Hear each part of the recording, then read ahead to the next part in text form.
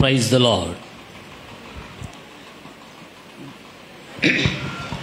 దేవుడి పరిశుద్ధ నామానికి మహిమ, ఘనత, ప్రభావము కలుగునుగాక. రెండు చేతులెత్తి ఒక్కసారి మంచిగా ఆమెన్. హల్లెలూయా. ఈ ఉదయకాల సమయాన మీ అందరితో కలిసి ప్రభువుని మహిమపరచడానికి ఈ నూతన మందిరములో మీతో కలిసి ప్రభువుని ఆరాధన చేయడానికి నాకు దేవుడిచ్చిన ఈ ధన్యతను బట్టి ప్రభువును స్తుతిస్తూ, నన్ను ప్రేమతో ఆహ్వానించిన స్థానిక దైవ సేవకులకి, వారి కుటుంబానికి నా హృదయపూర్వక వందనాలు తెలియజేస్తూ ఉన్నాను. అలాగే కూడి వచ్చిన మీ అందరికీ కూడా వందనాలండి.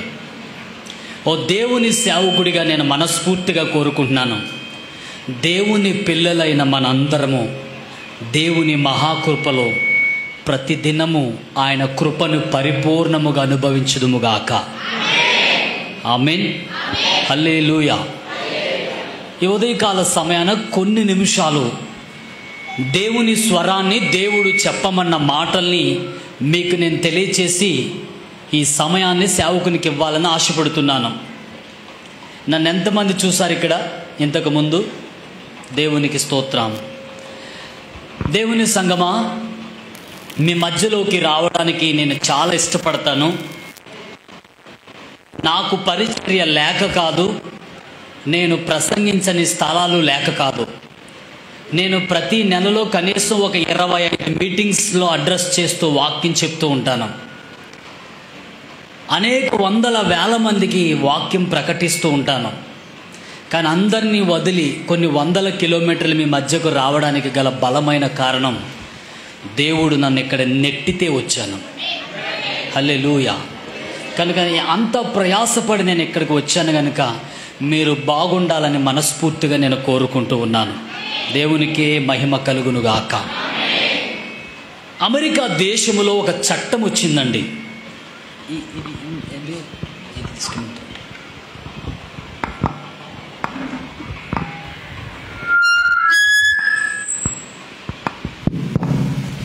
అమెరికా దేశంలో ఒక చట్టం వచ్చింది.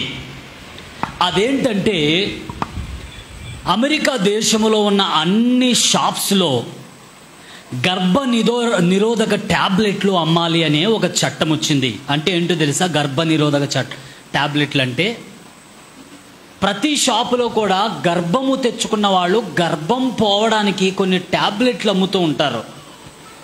ఆ ట్యాబ్లెట్ వేసుకుంటే చాలు ఏమైపోతుంది? గర్భం పోతుంది, బిడ్డలు పుట్టరు. కొంతమంది భయంకరంగా పాపం చేసి కడుపు తెచ్చుకుంటే ఏదో ఒక షాపుకి వెళ్ళి ఆ కడుపు తీసుకోవడం కోసం ఆ షాపులో ఉన్న ఒక ట్యాబ్లెట్ తీసుకుని నోట్లో వేసుకుంటే ఏమవుతుంది? పోతుంది. అలాంటి ఒక చట్టం అనేది అమెరికాలో వచ్చేసరికి ప్రతి షాపు వాళ్ళు కూడా గర్భ నిరోధక ట్యాబ్లెట్ అమ్మడం మొదలుపెట్టారు.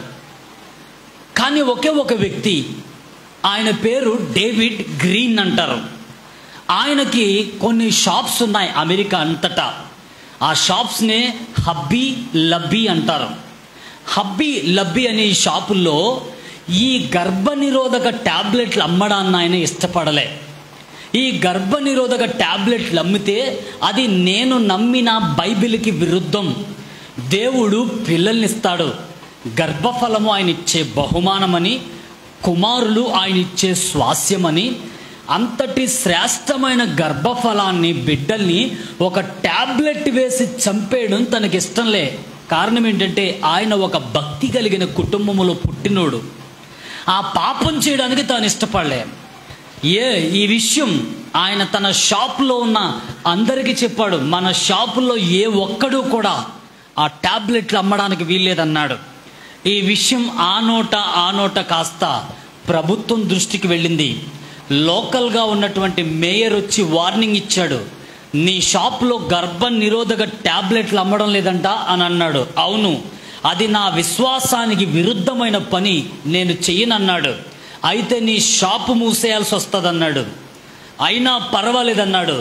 చివరికి ఆ ట్యాబ్లెట్లు అమ్మను అని చెప్పిన ఈ డేవిడ్ గ్రీన్ వ్యాపారం అంతా మూసేశారు.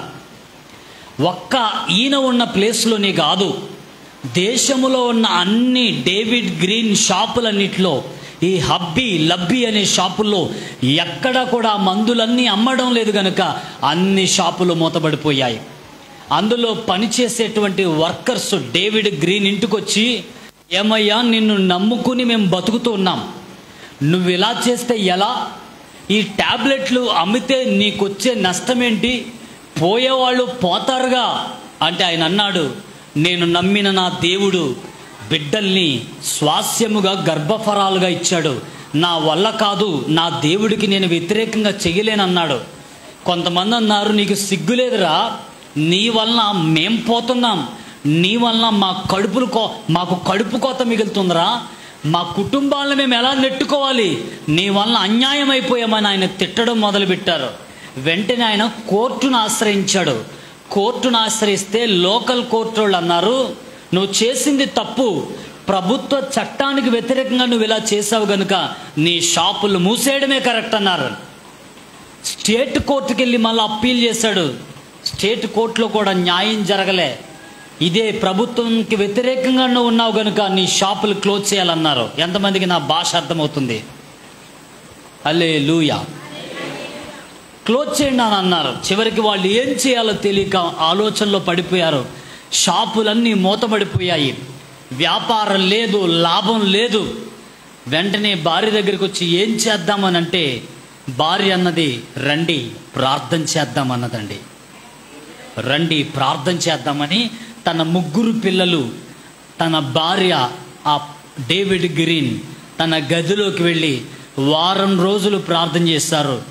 న్యాయము తీర్చే దేవుడవు నువ్వు, ప్రభుత్వాలన్నీ మాకు వ్యతిరేకంగా ఉన్నాయి, ప్రజలందరూ మాకు వ్యతిరేకంగా ఉన్నారు, చట్టాలన్నీ మాకు వ్యతిరేకంగా ఉన్నాయి, న్యాయము తీర్చే దేవుడా నువ్వు మాత్రమే మాకు న్యాయం తీర్చగలవని వారం రోజులు పిల్లలతో భార్యాభర్తలిద్దరూ మోకాళ్ళుని ప్రార్థన చేయడం మొదలుపెట్టారు.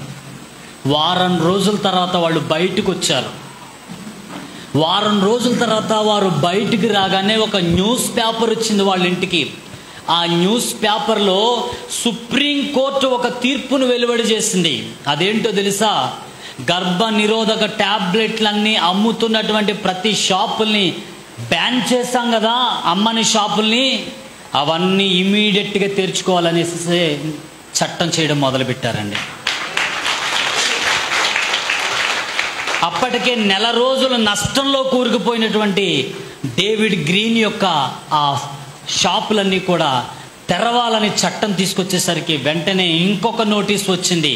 అధికారులందరూ పరిగెట్టుకుంటూ వచ్చారు. అందులో ఏముందో తెలుసా? ఇప్పటి వరకు గర్భ నిరోధక ట్యాబ్లెట్లు అమ్మని ఏ షాప్ అయితే ఈ నెల రోజుల్లో ఎంతైతే నష్టం వచ్చిందో నష్టానికి 10 ప్రభుత్వం పే చేయాలని చెప్పేసి షాపులు క్లోజ్ చేసిన వాళ్ళందరికీ 10 డబ్బు ఇచ్చారంట. అంటే ఏంటో తెలుసా? ఆ నెలలో 1 కోటి రూపాయలు నష్టం వస్తే దానికి 10 కోట్లు జత చేసి డేవిడ్ గ్రీన్కి ఇచ్చారటండి. హల్లెలూయా. ఈ మాటలు వింటున్న మీ అందరితో దేవుడు మాట్లాడుతున్నాడు. మన దేవుడు ఎంత శక్తివంతుడో మీకు తెలుసా? ఆపద సమయములో మనము ఆశ్రయించదగిన ఆ దేవుడు మనం ఆరాధించే దేవుడు. ఈరోజు ఇక్కడ కూర్చున్న మీ అందరికీ ఒక్క మాట చెప్పడానికి వచ్చాను. నువ్వు నమ్ముకున్న దేవుడు అన్యాయస్తుడు కాదు. నువ్వు ఆరాధిస్తున్నవాడు తన పిల్లలు ఏడుస్తుంటే నవ్వేవాడు కాదు. తన పిల్లలు బాధపడుతూ ఉంటే నాకెందుకులే అనుకుని కదలని మెదలని రాయి కాదు. ఆయన స్పందించగలిగే దేవుడు అండి. ఎవరండి ఆయన? స్పందించగలిగే దేవుడు, జవాబునివ్వగలిగే దేవుడు. లోకములో ఉన్న వాళ్ళ కంటే గొప్పవాడు మనం ఆరాధించే దేవుడు అండి. హల్లెలూయా.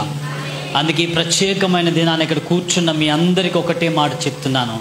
నువ్వు నమ్ముతున్న దేవుడు గొప్పోడు. చెప్పండి మీ పక్కన వాళ్ళతో మాట, చేయి పట్టుకుని, నువ్వు నమ్ముతున్న దేవుడు గొప్పోడు. గొప్పోడు అంటే మర్చిపోకండి, అది చాలా గొప్ప మాట. చెప్పండి ఒకసారి, నువ్వు నమ్ముతున్న దేవుడు గొప్పోడు. నిన్ను విడిచిపెట్టేవాడు కాదు, నిన్ను ప్రేమించేవాడు, నీ కన్నీళ్లను తుడిచేవాడు, నీ బాధలను మాన్పేవాడు, గొప్ప దేవుడు. హల్లెలూయా.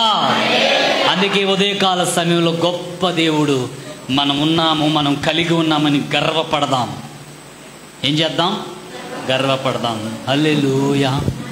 ఒకసారి అందరము లేచి నిలబడి ఆ గొప్పోడికి ఒక్కసారి వందనం చెప్దాం. ఎంతవరకు నడిపించిన దేవుడికి, గొప్పోడికి వందనం చెప్దాము.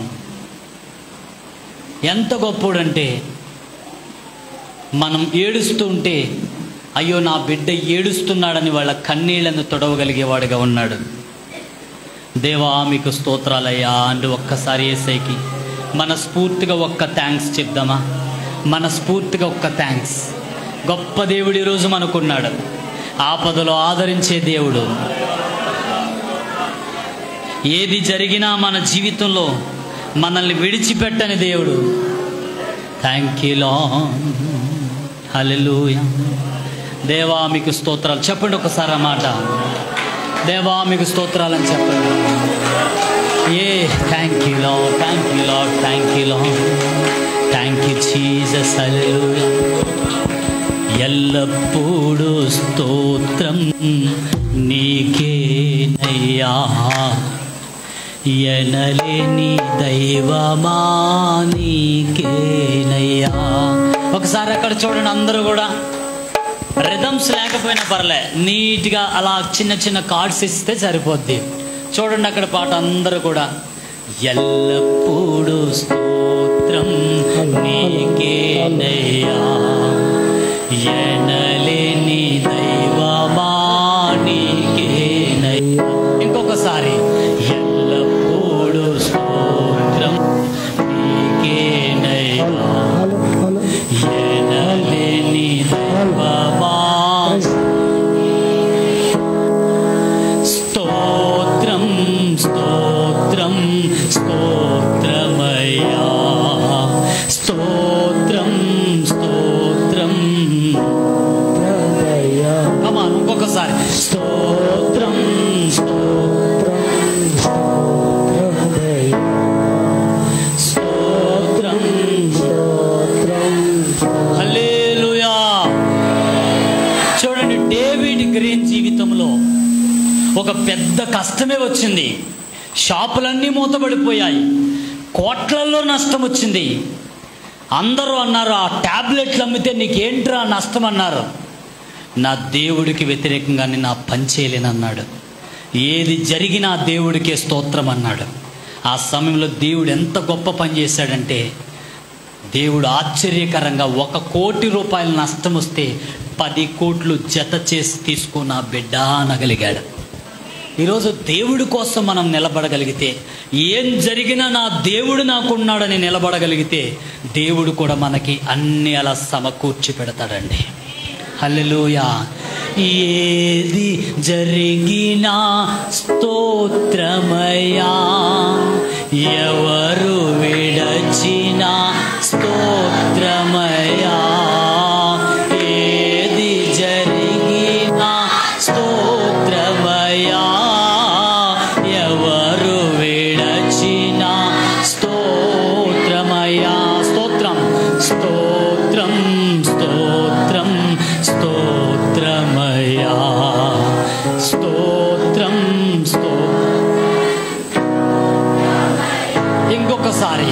స్తోత్రం స్తోత్రం స్తోత్రమయ్యా, స్తోత్రం స్తోత్రం. ఎల్లప్పుడూ స్తోత్రం నీకేనయ్యా, ఎనలేని దైవమా నీకేనయ్యా. ఇంకొకసారి. ఎల్లప్పుడూ స్తోత్రం నీకేనయ్యా,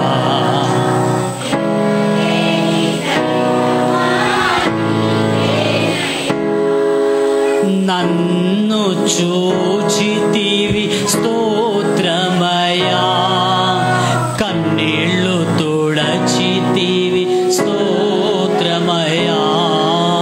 నన్ను చూచితివి స్తోత్రమయ్యా, కన్నీరు తుడచితివి స్తోత్రమయ్యా. స్తోత్రం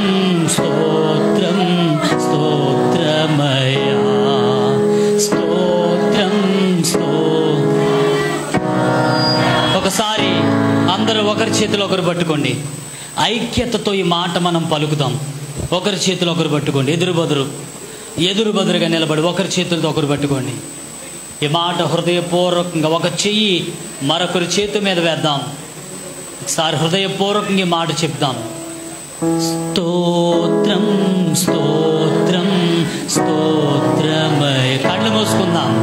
స్తోత్రం స్తోత్రం స్తోత్రమయ. ఇంకొకసారి స్తోత్రం స్తోత్రం స్తోత్రమయ. స్తోత్రం స్తోత్రం. ఎల్లప్పుడూ స్తోత్రం నీకేనయ్యా. ఎనలేని దైవమా నీకేనయ్యా. ఎల్లప్పుడూ స్తోత్రం.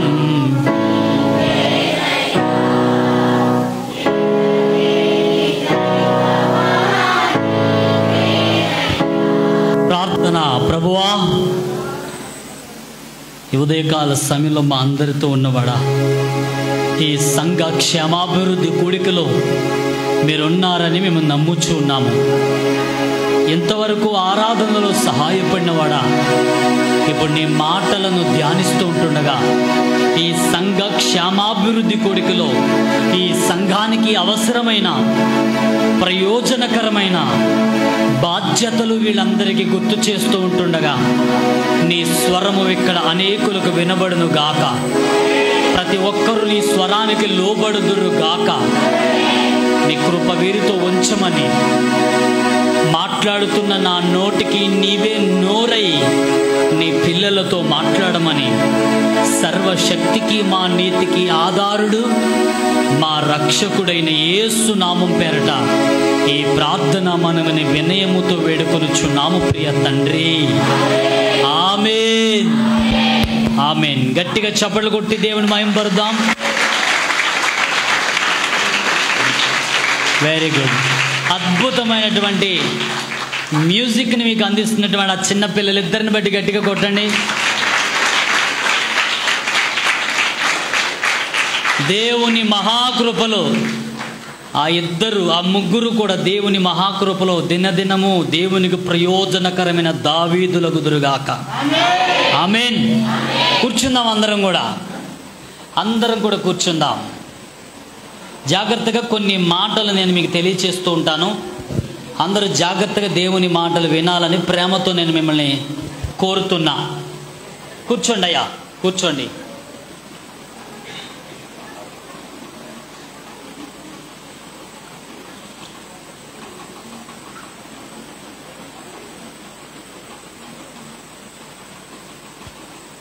ఈ సంఘ క్షేమాభివృద్ధి కూడికకు నేను రావడాన్ని బట్టి నిజంగా సంతోషపడుతున్నాను. ఓ సేవకునిగా ఈ సంఘము ప్రతి దినము కూడా క్షేమాభివృద్ధి నొందుతూ ప్రతి దినము కూడా వర్ధిల్లేవారిగా, ఇక్కడున్న మీరందరూ కూడా ప్రతిదినము కృపచేత తృప్తి పడేవాళ్ళగా ఉండాలని మనస్ఫూర్తిగా నేను కోరుకుంటూ ఉన్నాను. ఆమేన్. నేను ఒక ప్రశ్నతో నా ప్రసంగాన్ని ప్రారంభించాలని అనుకుంటున్నా. ఎవ్వరు మాట్లాడొద్దు. సెల్ ఫోన్స్ ఉంటే స్విచ్ ఆఫ్ చేసేయండి. ఏదో సెల్ ఫోన్ మోగుతూ ఉంది. ఒక్క 2 నిమిషాలు మూసేయండి. ఇక్కడ నేను అడుగుతున్న ప్రశ్న ఏమిటంటే, ఎంతమంది నిజంగా యేసయ్యను ప్రేమిస్తున్నారు? ఇక్కడ కూర్చున్న వాళ్ళలో ఎంతమందికి నాకు యేసు అంటే చాలా ఇష్టమండి? నేను అడుగుతున్నానా, మీ పాస్టర్ గారు చూసి ఏమన్నా అనుకుంటారనా, చెయ్యెత్తకపోతే ఎలా ఉంటుందా అన్న భయంతో మీరు ఎత్తుతున్నారా? నిజంగా ప్రేమిస్తున్నారా? నోటితో చెప్పండి. నిజంగా ప్రేమిస్తున్నారా? ఓకే, నేను నమ్మేసా. కానీ నన్ను నమ్మించడం గొప్ప విషయం కాదు. యేసయ్యను నమ్మించగలగాలి. యేసయ్య, నేను నిజంగా నిన్ను ప్రేమిస్తున్నానని చెప్పండి. అయితే ఈరోజు నా ప్రశ్న ఏమిటంటే, మీరు నిజంగా యేసయ్యను ప్రేమిస్తే మీరు నిజంగా యేసయ్యని ప్రేమించే వాళ్ళైతే యేసయ్య కోసం మీరు ఏం చేయగలిగారు ఇప్పటి వరకు? ఉదాహరణకి దేవుడు మనల్ని ప్రేమిస్తున్నాడా లేదా? ప్రేమిస్తున్నానంటూ ఆయన అన్నాడు, దేవుడు లోకమును ఎంతో ప్రేమించాడు అనడానికి ఆయన చేసిన పని ఏంటో తెలుసా? నేను మిమ్మల్ని అందరినీ ప్రేమిస్తున్నానని మీ అందరి కొరకు ఆయన చేసిన పని ఒకటి ఉంది. ఏంటండి? తన ప్రియ కుమారుడైనటువంటి యేసుని భూలోకానికి పంపించి నీ కొరకు నా కొరకు ప్రాణం పెట్టేలా చేశాడు. ఈ లోకం కొరకు తన కొడుకునిచ్చేశాడు. ఎవరినిచ్చాడు చెప్పండి? మరి ఈరోజు నేను అడుగుతున్నాను, దేవుడు లోకాన్ని ప్రేమించి తన కొడుకునిచ్చాడే, దేవుణ్ణి ప్రేమించుచున్న మీరు దేవుడికి ఏమి ఇవ్వగలిగారు? దేవుణ్ణి ప్రేమిస్తున్నానని చెబుతున్న మీరు దేవుడికి ఇప్పటి వరకు ఏమిచ్చారు? వినండి అందరూ జాగ్రత్తగా. మనందరికీ ఒకటే అలవాటు, ఎప్పుడు దేవుడి నుండి తీసుకోవడమే. నాకు అది కావాలి, నాకు ఇది కావాలి, నాకు అది చెయ్యి, నాకు ఇది చెయ్యి, నాకు ఇల్లు ఇవ్వి, నాకు కారు ఇవ్వి, నాకు బైక్ ఇవ్వి. ఇలా మనకందరికీ కూడా అలా అడగడమే అలవాటైపోయింది. ఎప్పుడు మనం అడగడమే కానీ ఈరోజు దేవుడు ఒక్కటి అడుగుతున్నాడు. ఎప్పుడు నువ్వు అడగడమే నీకు అలవాటైంది కానీ ఇప్పుడు నేను అడుగుతున్నాను, నువ్వు నాకు ఇస్తావా అంటున్నాడు. మనందరికి అనుకోవచ్చు, దేవుడంటే మనకు అన్నీ ఇవ్వచ్చు, దేవుడికి మనమేమి ఇవ్వగలం? మన నుండి దేవుడు ఏం ఆశిస్తున్నాడు? మన నుండి దేవుడు ఏం పొందుకోవాలనుకుంటున్నాడు? డబ్బు ఇవ్వాలనుకుంటున్నాడా? మీ ఆస్తుల్ని ఇమ్మంటున్నాడా? మీ మేడమిద్దెల్ని ఇమ్మంటున్నాడా? లేదు. ఆయన అంటున్నది ఒకటే, మీ హృదయాన్ని నాకు ఇవ్వండి. రెండవది, మీరు నా కోసం ఒక పని చేయండి అని ఆయన అడుగుతున్నాడు. అదేంటో తెలుసా? దేవుడు అందరూ అంతటా మారు మనస్సు పొందాలని ఆయన కోరుకుంటున్నాడండి. 2000 సంవత్సరాల క్రితం ఆయన అన్నాడు, నేను వస్తున్నాను తిరిగి అన్నాడు. ఎన్ని సంవత్సరాలు అయింది? 2025 సంవత్సరాలు అయిపోయింది. వస్తానన్నోడు ఇప్పటి వరకు ఏం చేశాడు? రాలే. ఏమయ్యా వస్తానన్నోడు ఎందుకు రాలేదు అంటే ఆయన ఒక్కటే అన్నాడు, ఈ భూమి మీద అందరూ అంతటా మారాలి అనేది నా కోరిక. నేను వచ్చానంటే ఇక మారడానికి అవకాశం లేదు. నేను రాకముందే అందరూ మారాలి. అందరూ మారాలంటే అందరినీ మార్చేవాళ్ళు కావాలి. అందరినీ మార్చేవాళ్ళగా మనం ఉండాలంటే అందరినీ మార్చగలిగే సువార్త మనకు తెలియాలి. సువార్త మనకు తెలిస్తే సువార్త మనిషిని మారుతుంది. మనిషి మారితే యేసయ్య రాకడ దగ్గర అవుతుంది. మనిషి మారాలి. ఏ మనిషి నరకానికి వెళ్లకుండా ఉండాలని ఆ దేవదేవుడు కోరుకున్నాడు గనుకనే ఇప్పటికీ 2025 సంవత్సరాలు అయినా కూడా ఆయన భూమి మీదకి తిరిగి రాలే. కారణం, ఏ వ్యక్తి నరకానికి పోవడం ఇష్టం లేదు. అందుకే ఉదయకాల సమయంలో ఎక్కడో ఉన్న రాజమండ్రి నుండి మీ దగ్గరికి ఎందుకు వచ్చాను తెలుసా? దేవుని మనస్సులో ఒక కోరిక ఉంది, అది నువ్వు నేనే తీర్చగలం. నీ ద్వారా నా ద్వారానే తీరుతుంది. అది లోకాన్ని ప్రేమించిన వాడు తన కొడుకుని మీకు ఇచ్చాడు. దేవుణ్ణి ప్రేమించే మీరు దేవుడికి ఇచ్చేది ఒకటే. దేవుని పిల్లలు నరకానికి పోతూ ఉన్నారు, వాళ్ళందరినీ దేవుని దగ్గరికి నడిపించి స్వర్గానికి నడిపించాలి. మనం పరలోకానికి నడిపించాలి. అందుకే దేవుడు నీ నుండి నా నుండి కోరుకున్నది ఏంటో తెలుసా? కొంతమంది వ్యక్తులకు మనం ఆశీర్వాదకరంగా ఉండాలి. కొంతమంది వ్యక్తులను అగ్నిలోకి వెళ్ళిపోతున్న వాళ్ళని కాళ్ళ పట్టుకుని వెనక్కి తీసుకురావాలి. వాడు నాశనం కాకుండా మనం ఏం చేయాలి? వాడిని కాపాడగలగాలి. దేవునికే మహిమ కలుగునుగాక. భూమి మీద సంఘం ఎందుకుందో తెలుసా? భూమి మీద సంఘము దేని కొరకు ఉందో తెలుసా? The glory of the church is Christ himself అంటారు ఒక ఆయన. దేవుణ్ణి ప్రతిబింబించడానికే సంఘం ఉందంట. సంఘము అంటే క్రీస్తు మహిమ. మనందరం ఎవరమో తెలుసా? బైబిల్ మనల్ని లోకానికి ఉప్పు మీరు అంటూ ఉంది. లోకానికి మనం ఏమై ఉన్నాము?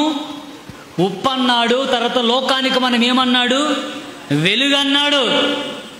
చీకట్లో ఉన్న ఈ లోకాన్ని రక్షించాల్సిన బాధ్యత, క్రీస్తు దగ్గరికి నడిపించాల్సిన బాధ్యత, నరకానికి వెళ్లకుండా వాళ్ళని నిత్య జీవం వైపుకు మళ్లించే ఆ పని దేవుని పిల్లలైన మనందరము చేయాలి. ఇదే దేవుడు మన నుండి కోరుకుంటున్న కోరిక. దేవుడు లోకాన్ని ప్రేమించి కొడుకునిచ్చాడు. మీరు దేవుణ్ణి ప్రేమించి దేవునికి ఏమివ్వాలి? నశించిపోయే ఆత్మల్ని దేవునికి ఇవ్వగలగాలి. అర్థమైన వాడు స్తోత్రం చెప్పండి ఒక్కసారి. బైబిల్లో అపోస్తుల కార్యములు 1:8 ఏముందో తెలుసా? మీరు నాకు సాక్షులై ఉండండి అన్నాడు. ఏమన్నాడు చెప్పండి? చూడండి ఒక్కసారి. అపోస్తుల కార్యమా, పరిశుద్ధాత్మ మీ మీదికి వచ్చినప్పుడు మీరు శక్తి నొందెదరు. మీరు యెరూషలేములోను యోదయ సమరయ దేశముల యందంతటా భూదిగంతముల వరకు ఏమై ఉండమన్నాడు?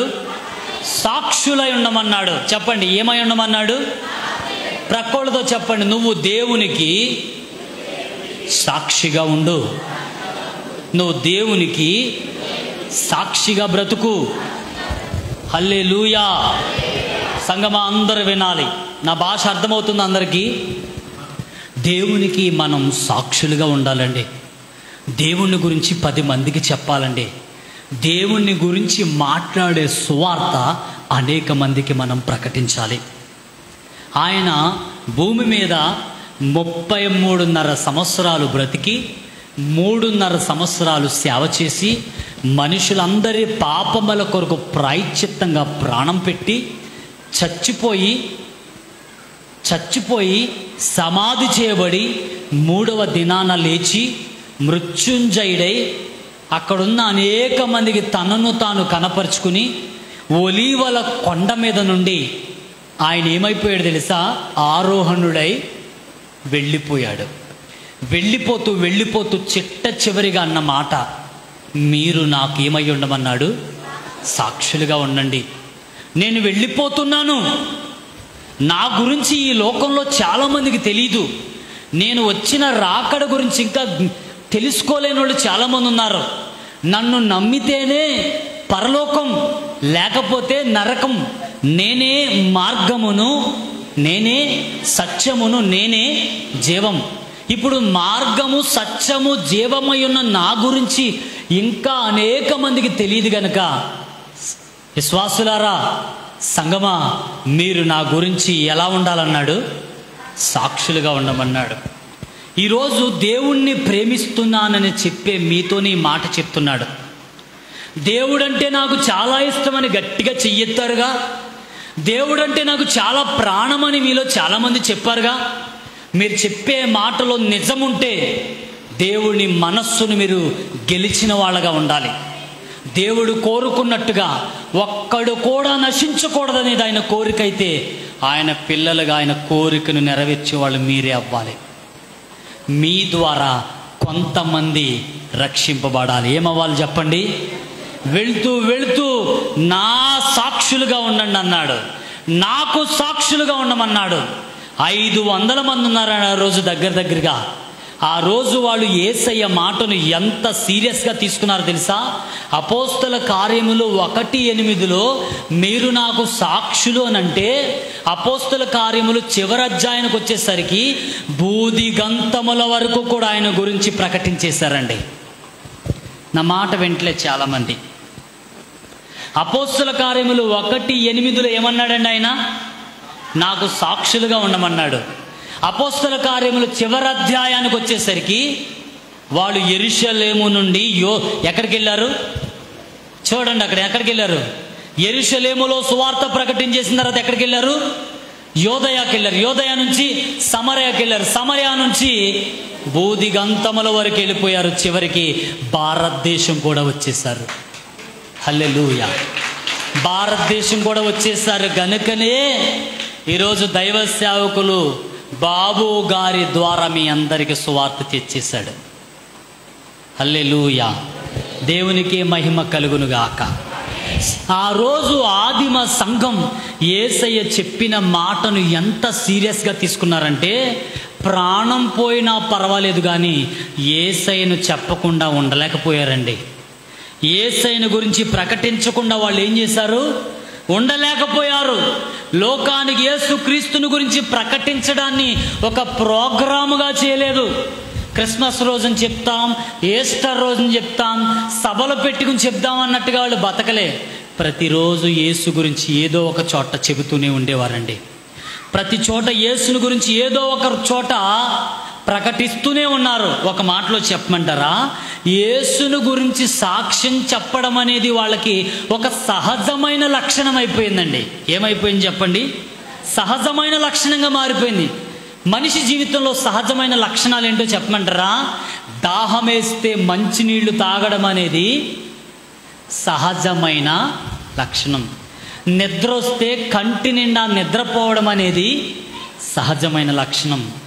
ఆకలేస్తే అన్నం తినడం అనేది, అలాగే సువార్త చెప్పడాన్ని కూడా ఒక సహజమైన లక్షణంలా తీసుకున్నారండి ఆదిమ సంఘం. వాళ్ళు సంఘానికి వచ్చి పోయే వాళ్ళగా బతకలేదు. వాళ్ళు ఏదైతే సేవకుడి నుండి నేర్చుకున్నారో అది తీసుకెళ్ళి యేసుక్రీస్తుని గురించి అనేక మందికి సాక్ష్యం చెప్పేవారట. యేసుక్రీస్తు గురించి అనేక మందికి ప్రకటించేవారంట. ఇది నా పని కాదు, ఇది పాస్టర్ గారు చేసుకుంటారు అనుకునేవాళ్ళు కాదంట. వాళ్ళు ఒకవైపు పాస్టర్ గారు వెళ్ళి యేసుక్రీస్తు చెప్తే సంఘంలో ఉన్న వాళ్ళు కూడా ఇటువైపు వెళ్ళి అందరికీ చెప్పేవారట. వాళ్ళ పనుల్లో ఒకటే, యేసును గురించి ఏదో ఒక మాట చెప్పి ప్రభువు దగ్గరికి తేవాలి. యేసుక్రీస్తు గురించి ఏదో ఒక మాట చెప్పి ప్రభు దగ్గరికి కొంతమందిని నడిపించాలి. ఇదే పనిగా వాళ్ళు పనిచేయగలిగారండి. హల్లెలూయా. మీరు నాకు సాక్షులై ఉండండి అన్న ఒకే ఒక మాటను వాళ్ళు సీరియస్గా తీసుకుని ఆ రోజు యెరూషలేములో నుండి యోదయాకు వెళ్ళి సాక్ష్యం చెప్పారు. యోదయ నుండి సమరయాకు వెళ్ళారు. సమరయ నుండి ప్రపంచమంతటికి వెళ్ళిపోయారు. యేసును గురించి చెప్పకుండా వాళ్ళు బతకలేకపోయారండి. చేతులు జోడించి మీ అందరికీ చెప్తున్నాను ఒక్క మాట. సంఘం అంటే ఈ 4 గోడలు కాదు. సంఘం అంటే ఏవో 2 పాటలు, ఏవో 2 మాటలు నేర్చుకుని ఇదిగో ఈ చందాపెట్లో డబ్బులేసి పరలోకం వెళ్ళిపోతానని భ్రమలో బతకొద్దు ఎవరు కూడా. ఎందుకు ఈ మాట చెప్తున్నానంటే మనం బతుకుతున్నది చివరి రోజులు. చివరి రోజులని తప్పంటున్నాను నేను. మనం బతుకుతున్నది చివరి రోజున, చివరి గంటలో, చివరి నిమిషంలో బతుకుతున్నాం. యేసయ్య త్వరలో రాబోతూ ఉన్నాడు. సంగమా, ఏదో సరదాగా వచ్చి వెళ్ళే వాళ్ళ ఉన్నారేమో. ఒక్కసారి ప్రపంచాన్ని, బైబిల్ని దగ్గర పెట్టుకు చూసుకోండి. బైబిల్లో చెప్పినవి చెప్పినట్టుగా అక్షరార్థంగా అన్నీ జరిగిపోతూ ఉన్నాయి. ప్రపంచంలో అవి చూస్తే మన కళ్ళ ముందే కనబడుతున్నాయి. మనం బైబిల్ని సీరియస్గా చదవకపోవడం వల్ల, మనం వాక్యం సీరియస్గా వినకపోవడం వల్ల, మనం వాక్యం చెప్పేటప్పుడు సీరియస్గా లేకపోవడం వల్ల మన చుట్టూ ఉన్న పరిస్థితులు ఎలా ఉన్నాయో మనకు అర్థం కావడం లే. అందుకే మనం సీరియస్గా లేము. ఒకవేళ నిజంగా మనం సీరియస్గా ఉంటే రాకడ ఎంత దగ్గరలో ఉందో మీకు అర్థమవుతుంది. ప్రస్తుత ప్రపంచ పరిస్థితులే దానికి అర్థం పట్టేవిగా ఉంటూ ఉన్నాయి. ఈరోజు నేను చెప్తున్నాను, బాధ్యతాయుతమైన క్రైస్తవులం అవుదాం. బాధ్యతాయుతమైన క్రైస్తవులం అవుదాం. యేసయ్య చెప్పిన మాట ఆ రోజు వాళ్ళు సీరియస్గా తీసుకుని పనిచేశారు కనుకనే నీ దాకా సువార్త వచ్చింది. ఈరోజు ప్రార్థనా మందిర విశ్వాసులారా, హలో, మీతోనే దేవుడు చెప్తున్నాడు, బీ సీరియస్. సీరియస్గా ఉండండి. సంఘానికి వచ్చి పోవడం వల్ల నీ వలన ఉపయోగం లేదు. నువ్వు వచ్చి 10 మందికి దీవెనగా ఉండాలని దేవుడు కోరుకుంటూ ఉన్నాడు. నీ ద్వారా 10 మంది రక్షింపబడాలి. బాధ్యతాయుతమైనటువంటి క్రైస్తవులం అవుదాం. సువార్త చెబుదాం. క్రీస్తును అనేక మందికి ప్రకటించే వారంగా మనందరం ఉందుముగాక. హల్లెలూయా. కార్ల్ మార్క్స్ అనేటువంటి ఒక ఆయన ఇలాగ అంటాడు, philosophers and historians has simply interpreted the world history, but we need someone who can change the history అంటాడు. అంటే అర్థం ఏంటో తెలుసా? ఈ లోకపు చరిత్రకారులు చరిత్రను వ్యాఖ్యానించిన వ్యాఖ్యాతలు మాత్రమే కానీ మనకు కావలసింది వ్యాఖ్యానించే వాళ్ళు కాదు. మనకు కావలసింది చరిత్రను మార్చగలిగే వాళ్ళు కావాలంట. అంటే అర్థం ఏంటో చెప్తున్నాను వినండి. ఈ ప్రపంచంలో ఉన్న మేధావులు, ఈ ప్రపంచంలో ఉన్న గొప్ప గొప్ప చరిత్రకారులు ప్రపంచ చరిత్ర గురించి మాట్లాడారు, కానీ ప్రపంచ చరిత్రను వాళ్ళు మార్చలేదు ఒక్కడు కూడా. ప్రపంచ చరిత్రను మార్చగలిగేది సువార్త మాత్రమే, దాన్ని ప్రకటించే క్రైస్తవులు మాత్రమే. మనమేనండి ప్రపంచ చరిత్రను మార్చగలిగేది. ఈ ప్రపంచపు రూపురేఖలు మార్చగలిగేది క్రైస్తవులు మాత్రమే. అందుకే మనందరము లోకానికి ఎవరమై ఉన్నాము? వెలుగై ఉన్నాము, లోకానికి ఉప్పై ఉన్నాము. ఉప్పుని ఊరగాయలో వాడతారు. ఊరగాయ పచ్చడి తింటారా మీరు? ఊరగాయ బాగుండాలంటే దానికి ఏమి వేయాలి? ఉప్పు వేయాలి. ఉప్పు లేకపోతే ఊరగాయ బూజు పట్టుకుపోతుంది. అలాగే లోకమనే ఈ ఊరగాయ జాడీలో మనందరం ఉప్పు లాంటోళ్ళం. చెప్పండి మీరెవరు? ఊరగాయలు ఉప్పు లేకపోతే బూజు పట్టేస్తుంది. ఈ లోకమనే ఊరగాయ జాడీలో క్రైస్తవులమైన ఉప్పు లాంటి మనం లేకపోతే ఏమైపోతాం చెప్పండి? లోకం పాడైపోతుంది. బైబిల్ ఇంకో మాట ఉంది, క్రైస్తవుల్ని మీరు లోకానికి వెలుగై ఉన్నాడన్నాడు. ఇప్పుడు చీకట్లో ఉన్నవాడికి వెలుగు దగ్గరగా వెళ్తే ఏమవుతుంది? చీకటి వెనక్కి వెళ్ళిపోతూ ఉంటుంది. అవునా కాదా? మనం చీకట్లో ఉన్న ఈ లోకానికి వెలుగు లాంటోళ్ళమంట. ఇప్పుడు మనం నడుచుకుంటూ వెళితే ఒక మనిషిలో ఉన్న చీకటి ఏమైపోతుంది? పోతుంది. అందుకే సంగమా, మీరు ఉప్పై ఉన్నారు. చెప్పండి పక్కన వాళ్ళతో, నువ్వు ఉప్పై ఉన్నావు, నువ్వు వెలుగై ఉన్నావు. ఉప్పుగాను ఉండు, వెలుగుగాను ఉండు. హల్లెలూయా. సంగమా, నా మాటలు అర్థమవుతున్నాయి మీకు? నేను ఒక టీచర్ని, ఒక స్కూల్లో మాస్టర్ని. నాకు ఒక స్కూల్ ఉంది. నేను పిల్లలకి ఎలా చెప్తే వాళ్ళకి అర్థమవుద్దో అలా చెప్తున్నాను మీ అందరికీ. నేను మంచి టీచర్ని అంటారా? మీకు అర్థమైతే మంచి టీచర్ని, మీకు అర్థం కాకపోతే ఏంటి? మంచి టీచర్ని కాదు. మీ పాస్టర్ గారు మంచి టీచర్ అండి.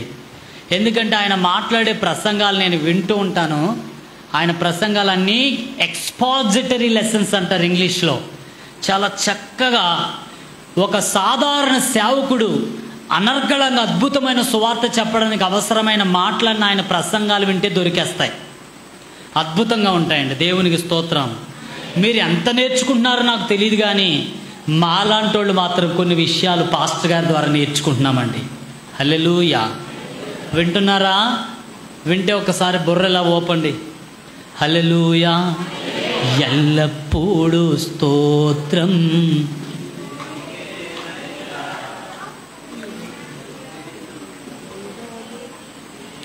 మర్చిపోయారయ్యా. మర్చిపోయారు కదా? హల్లెలూయా. కనుక ప్రపంచ చరిత్రను మార్చగలిగే సువార్తను పట్టుకుని నశించిపోయే ఆత్మలను రక్షించడానికి మనం సిద్ధపడదాం. ఒకే ఒక్క మాట మీ అందరికీ చెప్తున్నాను. ఇప్పటి వరకు చెప్పింది నేను మీకు చెప్పింది అర్థం కాకపోయినా పర్వాలేదు, కానీ ఒకే ఒక్క మాట పెట్టుకోండి. మీరందరూ కూడా కొంతమందికి సువార్త చెప్పాలి. చెప్పండి, ఏమవ్వాలి మీరు? ఈరోజు మీ అందరూ వెళ్ళి కొంతమందికి ఏం చెప్పాలి? సువార్త చెప్పాలి.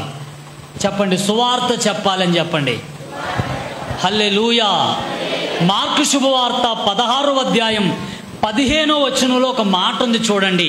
ఈ మాట మీ అందరికీ దేవుడు చెప్పమన్న మాట. ఆ రోజు శిష్యులకు చెప్పాడు, ఈరోజు ఇక్తూస్ ప్రార్థనా మందిర విశ్వాసులకు చెప్పమని నన్ను ఎక్కడో 500 కిలోమీటర్ల దూరం నుండి మీ దగ్గరికి తెచ్చాడు. చూడండి, మార్కు శుభవార్త 16వ అధ్యాయం 15వ వచనం. మరియు మీరు సర్వలోకమునకు వెళ్ళి సర్వ సృష్టికి సువార్త ప్రకటించుడి. నమ్మి బాప్తిస్మం పొందినవాడు రక్షింపబడును, నమ్మని వానికి శిక్ష విధింపబడును. దేవునికే మహిమ కలుగునుగాక. వినండి అందరూ కూడా. ఇంగ్లీష్లో గో ఆల్ ద వరల్డ్ అనే మాట రాయబడింది. మీరు వెళ్ళండి అని ఆ రోజు శిష్యులకు చెప్పాడు. ఈరోజు ఇక్తూస్ ప్రార్థనా సంఘ విశ్వాసులారా, మీ అందరినీ దేవుడు వెళ్ళమంటూ ఉన్నాడు. వెళ్ళడం అంటే ఈ సంఘం వదిలి పక్క సంఘానికి వెళ్ళడం కాదు. వెళ్ళడం అంటే మీ ఇంటికి వెళ్ళడం కాదు. దేవుడు వెళ్ళమంటున్నది దేనికో తెలుసా? అనేక మందికి సువార్త ప్రకటించడానికి వెళ్ళండి అంటూ ఉన్నాడు. ఈ మాట నేను ఎప్పుడు చదివినా నాకు ఏం కనబడుతుంది తెలుసా? ఒక ఫోర్స్ కనబడుతుంది. వెళ్ళండి అనే మాటకి వెళ్ళండి అనే మాటకి ఎంత తేడా ఉందండి? వెళ్ళండి అనే మాట నెమ్మదిగా ఉంది. వెళ్ళండి అనే మాట ఎలా ఉంది? వెళ్ళు వెళ్ళు వెళ్ళు వెళ్ళు అంటాం కదా, అంటామా లేదా? ఇప్పుడు దేవుడు అంటున్న మాట ఏంటో తెలుసా? వెళ్ళండి అని అంటలే, వెళ్ళండి గో గో గో అంటూ ఉన్నాడు. అంటే దేవుని మాటలో ఫోర్స్ ఉందండి. అంటే ఆ మాట వినగానే మనకేమనిపించాలి తెలుసా? వెంటనే మనం వెళ్ళిపోవాలి. ఇప్పుడు యేసయ్య ఎక్కడికి వెళ్ళమంటున్నాడు తెలుసా? నశించిపోయే ఆత్మలకు సువార్త చెప్పడానికి వెళ్ళమంటూ ఉన్నాడు. నరకానికి జారిపోతున్న వాళ్ళకి సత్యమును చెప్పడానికి వెళ్ళమంటున్నాడు. అగ్నిలోకి జారిపోతున్న వాళ్ళని రక్షించడానికి వెళ్ళమంటున్నాడు. సంగమా, మనందరము వెళ్ళాలి. హల్లెలూయా. గాస్పల్ అనే మాటను, సువార్త అనే మాటకి ఇంగ్లీష్లో ఏమంటారు? ఏమంటారు చెప్పండి? గాడ్స్పెల్ అంటారు. ఏమంటారు చెప్పండి? గాస్పెల్ అనే మాటలో 2 పదాలు ఉన్నాయి. ఒకటేమో గో, రెండవదేమో స్పెల్. గో అంటే వెళ్ళడం, స్పెల్ అంటే ప్రకటించడం. అర్థమవుతుందా? గో అంటే వెళ్ళడం, స్పెల్ అంటే ప్రకటించడం. ఇప్పుడు ప్రకటించాలంటే ఏం చేయాలి? ముందు ఏం చేయాలి? వెళ్ళాలి. వెళ్ళకుండా ప్రకటించగలమా? హల్లెలూయా. నువ్వు ప్రకటించాలి అంటే నువ్వేం చేయాలి? వెళ్ళాలి. ఓ సేవకుడిగా నేను చెప్తున్నాను, ఈ సంఘములో ఉన్న వాళ్ళందరితో దేవుడు చెప్తున్నాడు. చివరికి అక్కడ కూర్చున్న పెద్దోళ్లతో కూడా దేవుడు చెప్తున్నాడు. ఈ మూలన పడుకుంటున్న ముసలమ్మలతో కూడా దేవుడు చెప్తున్నాడు. పడుకోండి, పర్వాలే. హల్లెలూయా. ఈ మాటిని పడుకోండి. మీకు మంచాలేరు, మీకు దుప్పట్లేవరు, తలగళ్ళెవరు. మీరు ఈ మాట వినేసి ఏం చేయాలి? నిద్ర లేచిన తర్వాత సువార్త చెప్పడానికి వెళ్ళాలి. హల్లెలూయా. దేవునికి మహిమ కలుగునుగాక. దేవుని సంగమా, ఎక్కడికి వెళదాం? ఈరోజు ప్రశ్న. 4 రకాల ప్లేసులు మీకు చెప్తాను నేను. ఈ ఇక్తూస్ ప్రార్థనా సంఘం వాళ్ళు ఈ ప్రసంగం అయిన తర్వాత ఈ నెల నుండి మీరు 4 చోట్లకి వెళ్ళాలి. ఎక్కడికి వెళ్ళాలి? 4 చోట్లకి. చెప్పండి, ఇలా చెయ్యొద్దండి పైకి. 4 చెప్పండి. ఈ మాట నాతో అలా చెయ్యెత్తి. ఈ ప్రసంగం విన్న తర్వాత నేను సువార్త చెప్పడానికి 4 చోట్లకు వెళతాను. హల్లెలూయా. ఏంటో 4 చోట్లు? ఎక్కడికి వెళ్ళి మనం సువార్త చెప్పాలి? ఎవరికి మనం సువార్త చెప్పాలి? 4 ప్లేసులు నేను చెప్తాను. ఆ 4 ప్లేసులోకి మీరు వెళ్ళి సువార్త చెప్పి యేసుని గురించి ప్రకటించి వాళ్ళని ప్రభువు దగ్గరికి నడిపించాలి. ఇప్పుడు ఈ ఇక్తూస్ ప్రార్థనా సంఘములో మహా ఉంటే ఒక 100 మంది ఉండొచ్చు, మహా ఉంటే ఒక 80 మంది ఉండొచ్చు. ఈ ప్రసంగం అయిన తర్వాత ఈ 4 చోట్లకు మీరు వెళ్ళాక ఒక్కొక్కళ్ళు మీరు ఏం చేయాలి తెలుసా? ఈ రోజు నుండి మరలా వచ్చే రోజుకి మీ ద్వారా ఒక వ్యక్తి మీ పక్కనే మీరు కూర్చోబెట్టాలి. అర్థం అవ్వాలి మీకు? అర్థమైందా మీకు? హల్లెలూయా. అన్నమయ్య జిల్లానే కదండి ఇది. ఏ జిల్లా అండి ఇది? అన్నమయ్య జిల్లాలో ఎంతమంది ప్రజలు ఉన్నారో మీకు తెలుసా? ఎంతమంది ఉంటారండి? దగ్గరగా 21,59,000 మంది ఉన్నారంటండి. ఎంతమంది ఉన్నారు? జిల్లా మొత్తం మీద ఉన్నటువంటి జనం ఎంతమంది అంట? 21,59,000 మంది.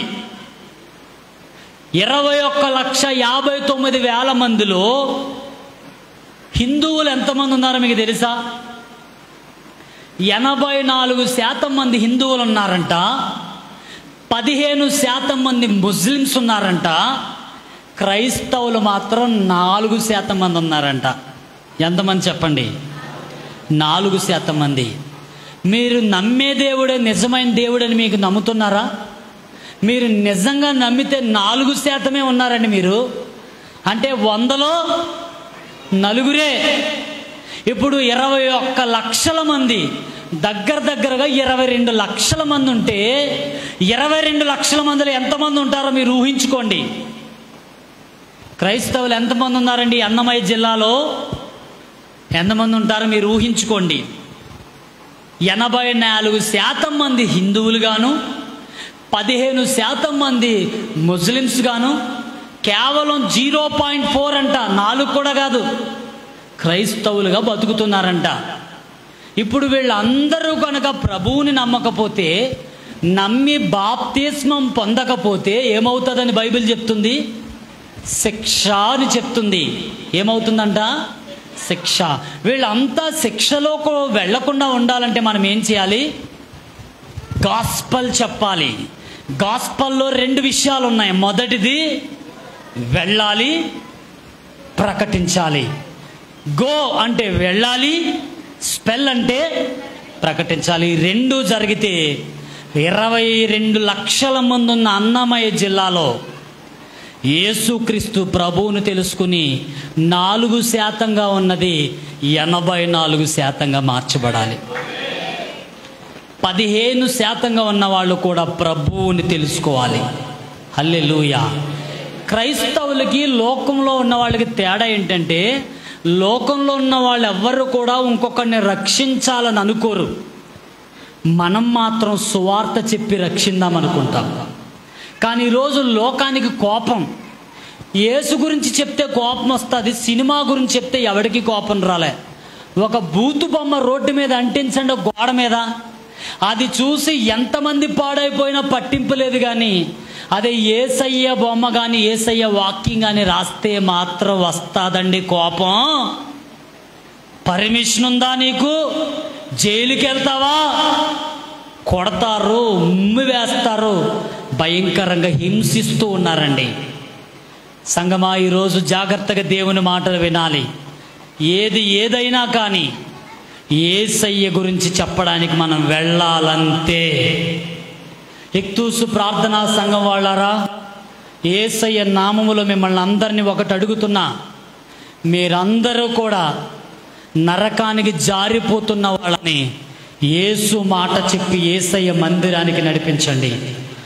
ఒకవేళ వచ్చే సంవత్సరానికి ఒక్కొక్కళ్ళని ఇక్కడికి నడిపిస్తే ఈ మందిరం సరిపోతుందా? సరిపోదా? నేను అడుగుతున్నాను, యేసు నామంలో ఈ మందిర పరిచర్య ఈ రాయచోటి ప్రాంతం అంతటిలో అతి మెగా మందిరంగా మారిపోవాలని కోరుకుంటున్నాను. మెగా చర్చ్ లాగా. సతీష్ కుమార్ గారు చర్చ్ మీకు తెలుసా? దాన్ని ఏమంటారు తెలుసా? మెగా చర్చ్ అంటారు. మెగా చర్చ్ అదవడం ఏంటి? మనమే అవ్వాలి.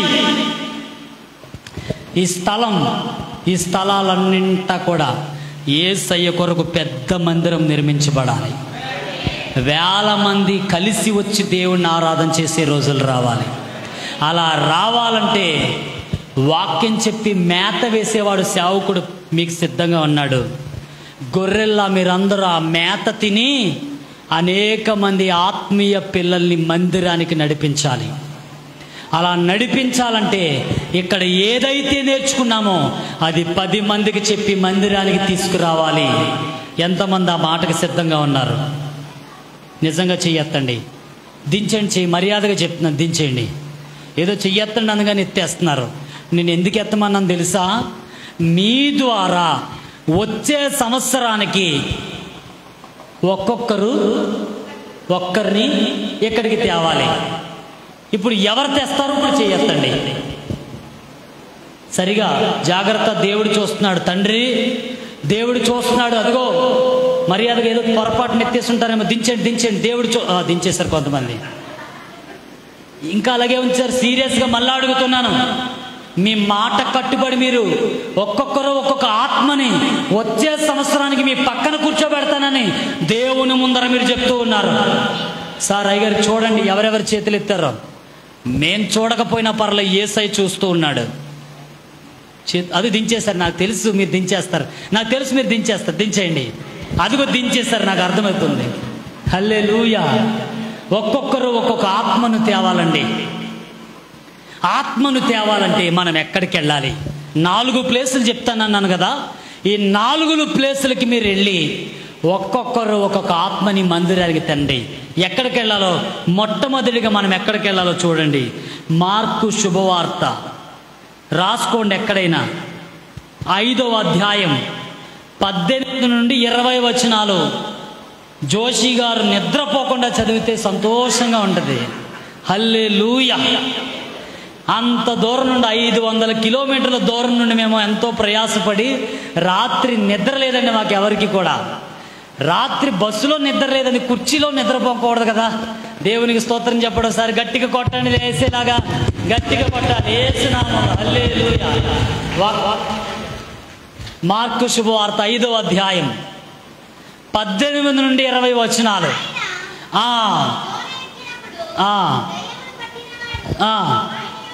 ఆయన యొద్ద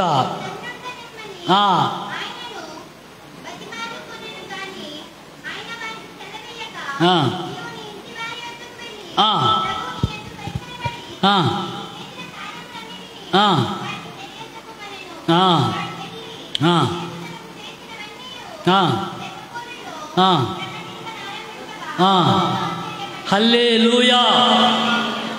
ప్రియులారా, మనం ఒక్కొక్కళ్ళము ఒక్కొక్క ఆత్మను తీసుకురావాలని మాట్లాడుకుంటున్నాం. అయితే మనం ఎక్కడికి వెళ్ళాలి? మొదటిగా చెప్తున్నాను, మనం ఎక్కడికి వెళ్ళాలంటే go home to your friends అంట. మొట్టమొదటిగా మనం ఎక్కడికి వెళ్ళాలో చెప్తున్నాను, వినండి. వింటున్నారా? మొదటిగా మనం ఎక్కడికి వెళ్ళాలంట? ఓ రోజు ఒకడికి దెయ్యం పట్టిందంట. దెయ్యం పట్టేసరికి వాడిని చూసి జనం భయపడిపోతూ ఉండేవారు. దెయ్యము వాడిని లోబరుచుకుని చాలా బాధ పెట్టేసేది. వాడు గాయపరుచుకునేవాడు, బట్టలు చించేసుకునేవాడు, పిచ్చోళ్ళలాగా ఇలాగ ముఖం గోరుకునేవాడు, బౌరుకునేవాడు, చాలా భయంకరంగా ఉండేవాడు. అలా ఉన్న టైంలో యేసయ్య వాడి దగ్గరికి వచ్చి వాడిలో ఉన్న దెయ్యాన్ని తరిమేశాడు. ఏం చేశాడు? దెయ్యాన్ని తరిమేశాడు. వెంటనే వాడు అంటాడు, ఏమంటున్నాడండి? ఏమంటున్నాడు? చదవండి. అప్పుడు అదే చదవండి. 18, 19, 20 వచనాలమ్మా. 19వ వచనం చదవండి. అంతకంటే ముందు 18వ వచనం చదవండి.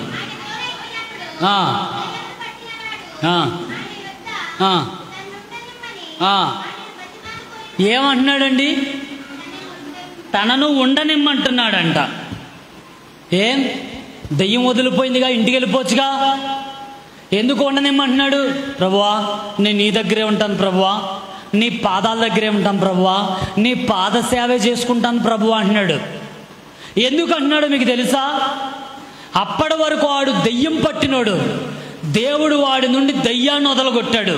ఇప్పుడు వీడి భయం ఏంటో తెలుసా? ఏ దెయ్యం అయితే తనను బాధ పెట్టిందో ఇప్పటి వరకు ఆ దెయ్యం నాలో నుండి వెళ్ళిపోయింది. ఒకవేళ యేసు దగ్గర నుండి నేను వెళ్ళిపోతే ఆ దెయ్యం మరలా నా మీదకి వస్తుంది, మరలా నన్ను ఆ దెయ్యం ఏం చేస్తుంది? అలాగే బాధ పెడుతుంది. ఇప్పుడు యేసు దగ్గరే ఉంటాయి, ఎవరు రారు నా దగ్గరికి? దెయ్యం రాదు. అంచేత ప్రభువా నేను నీ దగ్గరే ఉంటాను, నీతోనే ఉంటానంటున్నాడు. కారణం ఏంటి చెప్పండి?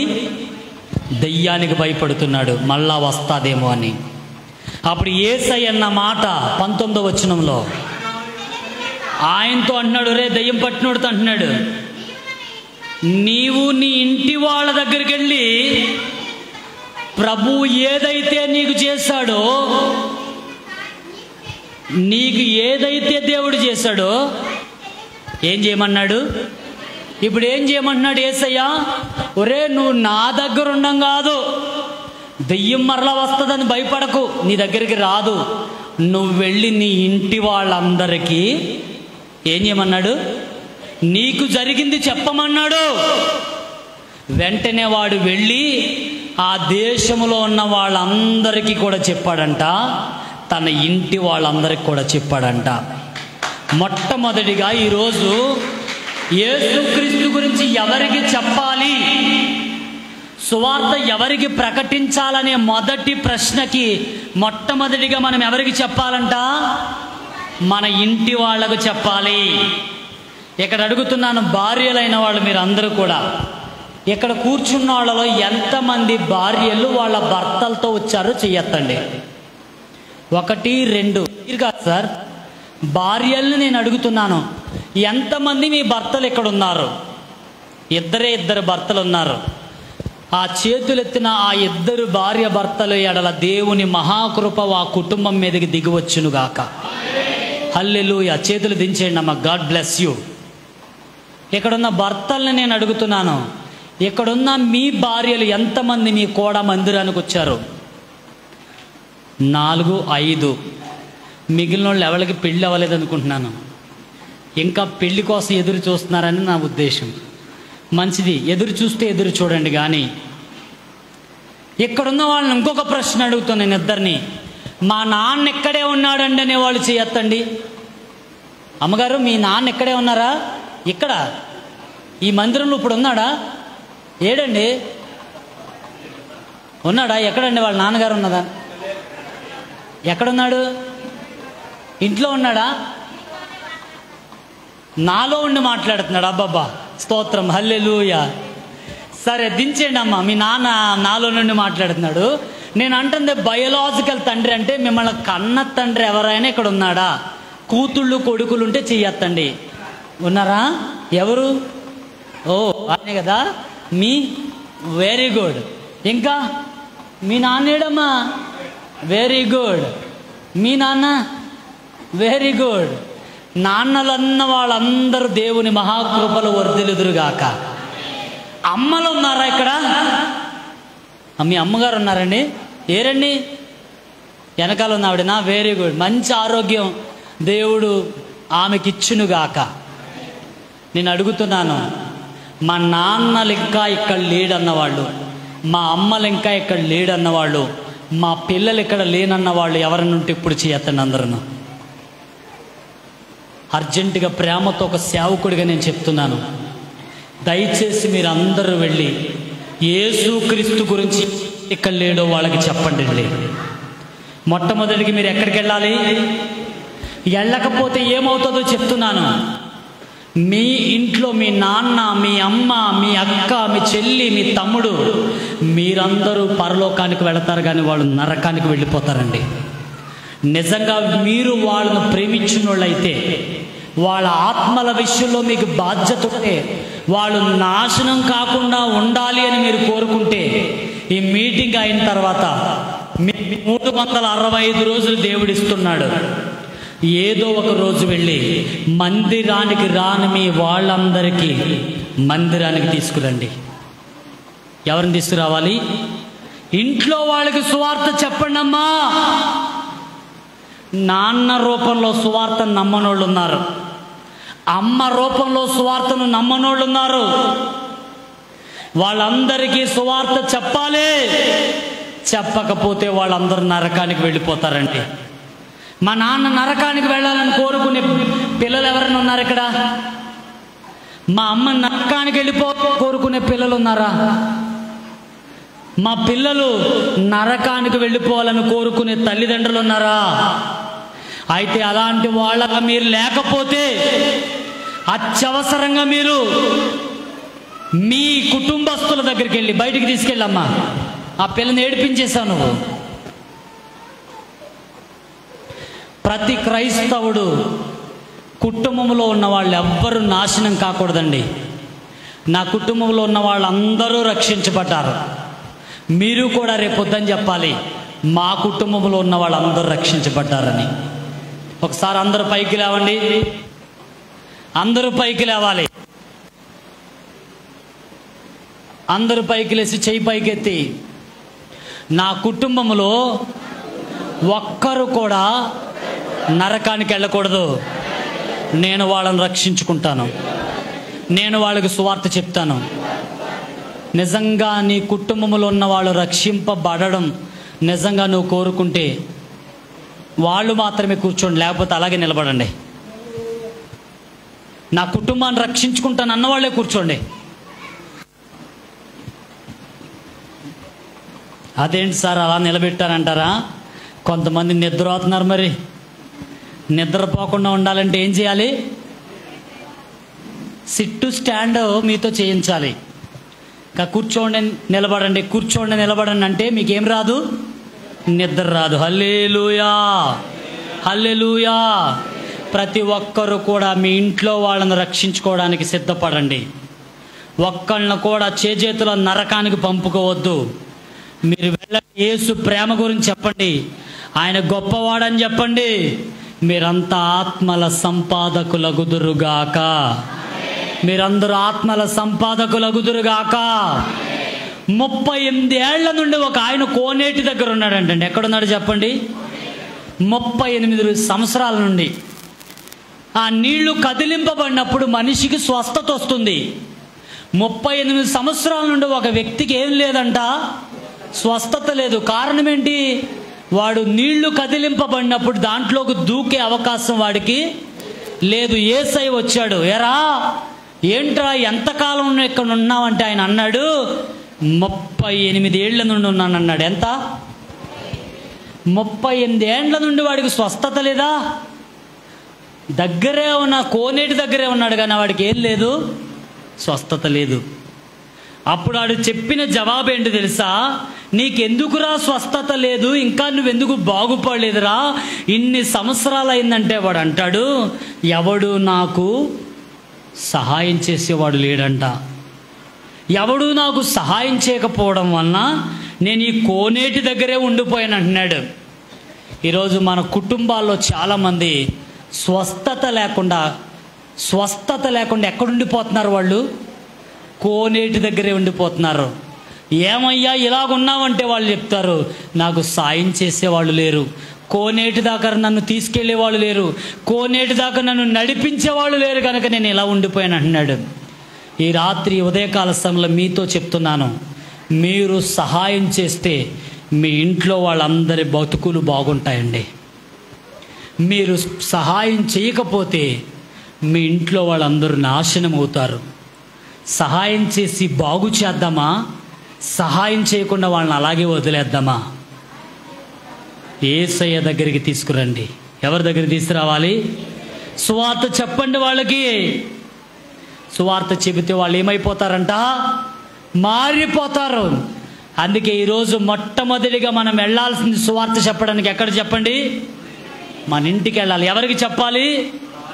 మనోళ్ళకి చెప్పాలి. ఎంతమంది చెప్తారు మీ ఇంట్లో వాళ్ళకి? ఇప్పుడు మీ ఇంట్లో మీ అమ్మ, మీ నాన్న, మీ తమ్ముడు, మీ చెల్లి, వీళ్ళందరికీ సువార్త చెప్పి వచ్చే ఏడాదికి నేను మరలా మీ దగ్గరకు వచ్చేసరికి మీరందరి నుండి ఒక సాక్ష్యం నేను వినాలనుకున్నాను, ఒక సేవకుడిగా. అదేంటో తెలుసా? సార్ మీరు ఆ రోజు చెప్పారు, ఏంటి ఈరోజు తారీఖు ఎంత? 11వ తారీఖున, జూన్ నెల 11వ తారీఖున 2025లో మీరు వచ్చారు మా దగ్గరికి. ఒక్కొక్కరిని రక్షించమన్నారు కదా, సంవత్సరం టైం ఇచ్చారు కదా. ఇదిగో నా పక్కన కూర్చున్నాడే, నేను తీసుకొచ్చిన కొత్త ఆత్మ అని చెప్పాలి. చెప్తారా? దమ్ముందా మీకు? దమ్ముంటే స్తోత్రం చెప్పండి. 365 రోజుల్లో ఒక్క కొత్త వ్యక్తిని తేలేరా మీరు? మా వాళ్ళ కాదు సార్, జనం లేరు సార్. మా రాయచోట్లు అంటారా? అన్నమయ్య జిల్లాలో ఎంతమంది ఉన్నారన్నాను? ఎంతండి?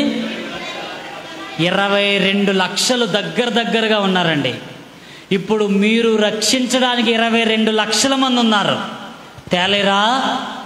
యేసునామములో ఒక సేవకుడిగా నేను చెప్తున్నాను, ఈ అన్నమయ్య జిల్లాలో అనేక చోట్ల ఈ ఇక్తూస్ ప్రార్థనా మందిరం స్థాపించబడాలి. ఆమెను అనలేకపోతున్నారు మీరు.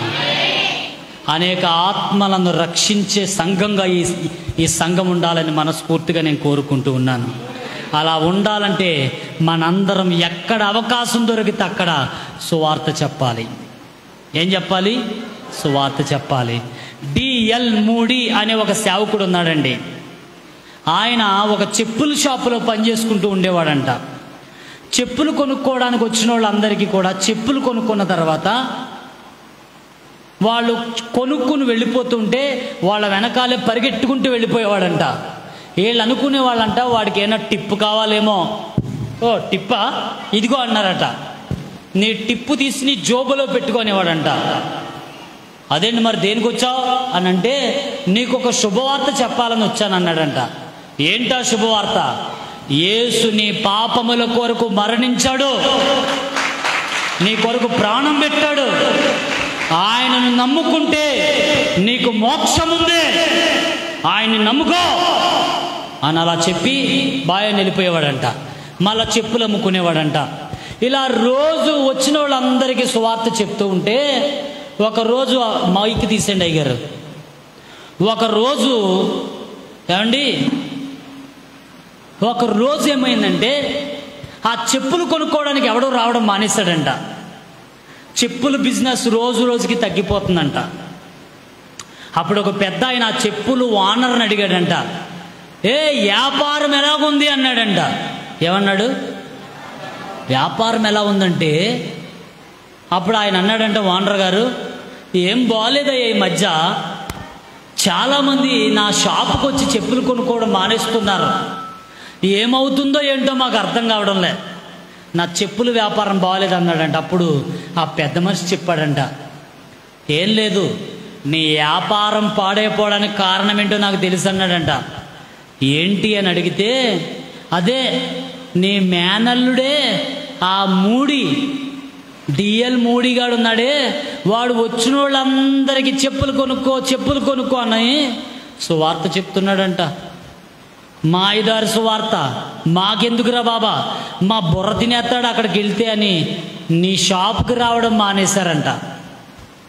ఓహో, అందుకా చెప్పుల షాపులో వాడు సువార్త చెప్తున్నందుకు నా వ్యాపారం పడిపోతుందా, నా లాభాలు రాకుండా పోవడానికి డిఎల్ మూడి కారణమా అని పెద్ద ఆయన భుజమే చెయ్యేసి, పర్వాలేదులే పోతే పోని, నా వ్యాపారం డబ్బులు రాకపోయినా పర్వాలే, లాభాలు రాకపోయినా పర్వాలే, కానీ ఒక మంచి పని చేస్తున్నాడే, సువార్త చెప్తున్నాడే, ఇక్కడ నాకు లాభం లేకపోవచ్చేమో, పరలోకంలో నాకు లాభాలు ఉన్నాయి, పరలోకంలో నాకు లాభం వస్తుందిలే పోన్లే అన్నాడంట.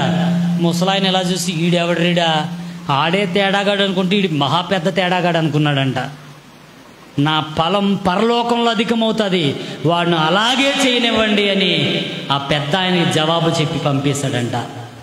ఈ ఉదయకాల సమయంలో సంగమా, యేసయ్య గురించి చెప్దామమ్మా, యేసయ్య గురించి ప్రకటిద్దాం, యేసయ్య గురించి 10 మందికి చెప్పి మందిరానికి నడిపిందాం. నేనేమన్నా తప్పు మాట్లాడుతున్నానా, నేనేమన్నా పాపం మాటలు మాట్లాడుతున్నానా? యేసు గురించి అందరము చెప్పాలి. చెప్తారా? ఎవరికి చెప్తారు? మొదటిగా మన ఇంట్లో వాళ్ళందరికీ కూడా మనము చెప్పాలి. చెప్పండి పక్కన వాళ్ళతో, ఈరోజు నుండి ఇంట్లో వాళ్ళందరికీ సువార్త చెప్తాను, యేసయ్య గురించి చెప్తాను, మందిరానికి తెస్తాను. ఆమేన్, హల్లెలూయా. భారతదేశాన్ని రక్షించే వాళ్ళు ఎవరో తెలుసా? సైనికులండి. బార్డర్లో ఉండి వాళ్ళు ఏం చేస్తారు? భారతదేశాన్ని రక్షిస్తుంటారు శత్రువుల నుండి. బార్డర్లో ఉండి వాళ్ళు మనల్ని రక్షిస్తున్నారు, మందిరాల్లో ఉండి భారతదేశాన్ని మనం రక్షించాలి. బార్డర్లో వాళ్ళు గన్నపట్టి శత్రువు మీద పోరాడి మనల్ని రక్షిస్తే, మందిరాల్లో ఉన్న మనందరము కూడా భారతదేశంలో ఉన్న 145 కోట్ల మంది కోసం ప్రార్థన చేసి వాళ్ళ ఆత్మలను మనం రక్షించాలి. హల్లెలూయా.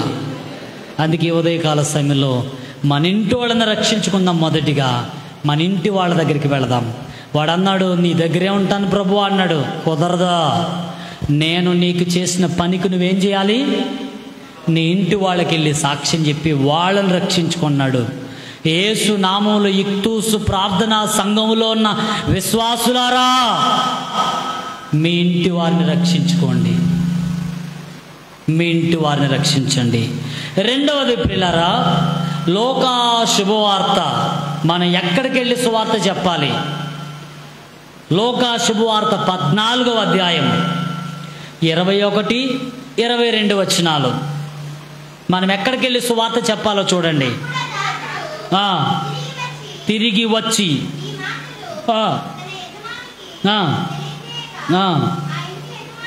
ఆ ఇంటి యజమానుడు,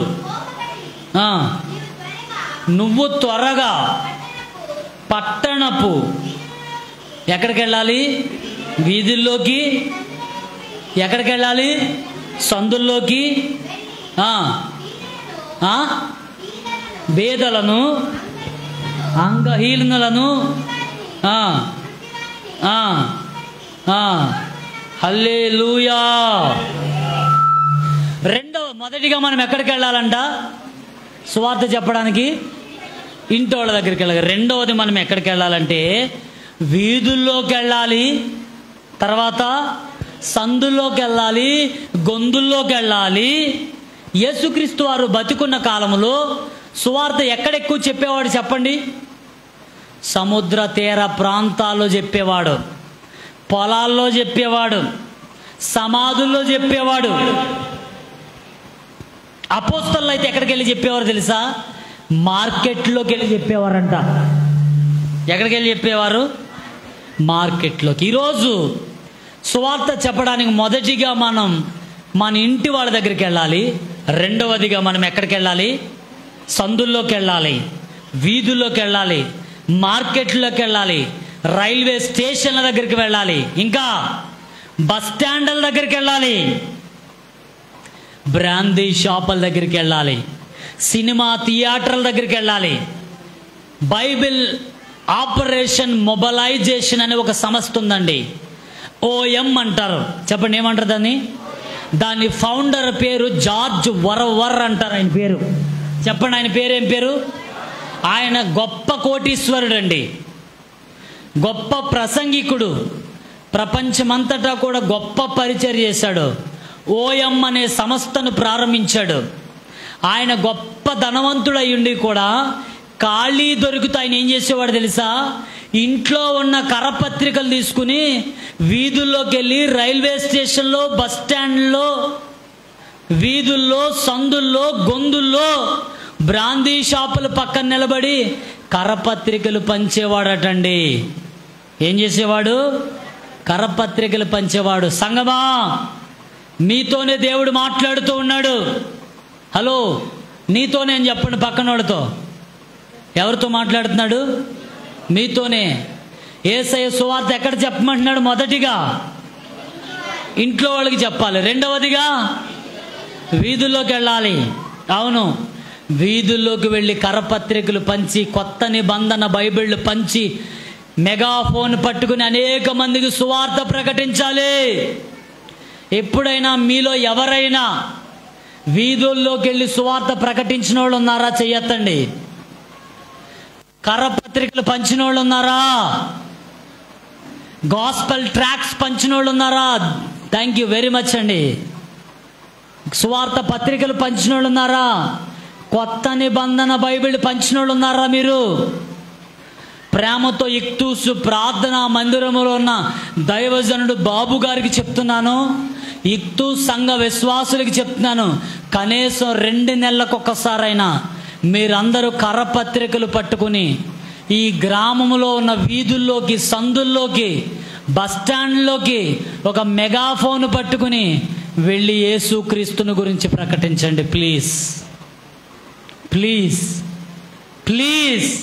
ఒకవేళ మీ పాస్టర్ గారు వస్తే మీ పాస్టర్ గారు వెనకాల ఎంతమంది సిద్ధంగా ఉన్నారు వెళ్ళడానికి? సువార్త పరిచర్య, సువార్త దండయాత్రలు చేయడానికి, కరపత్రికలు పంచడానికి మీరు సిద్ధమేనా?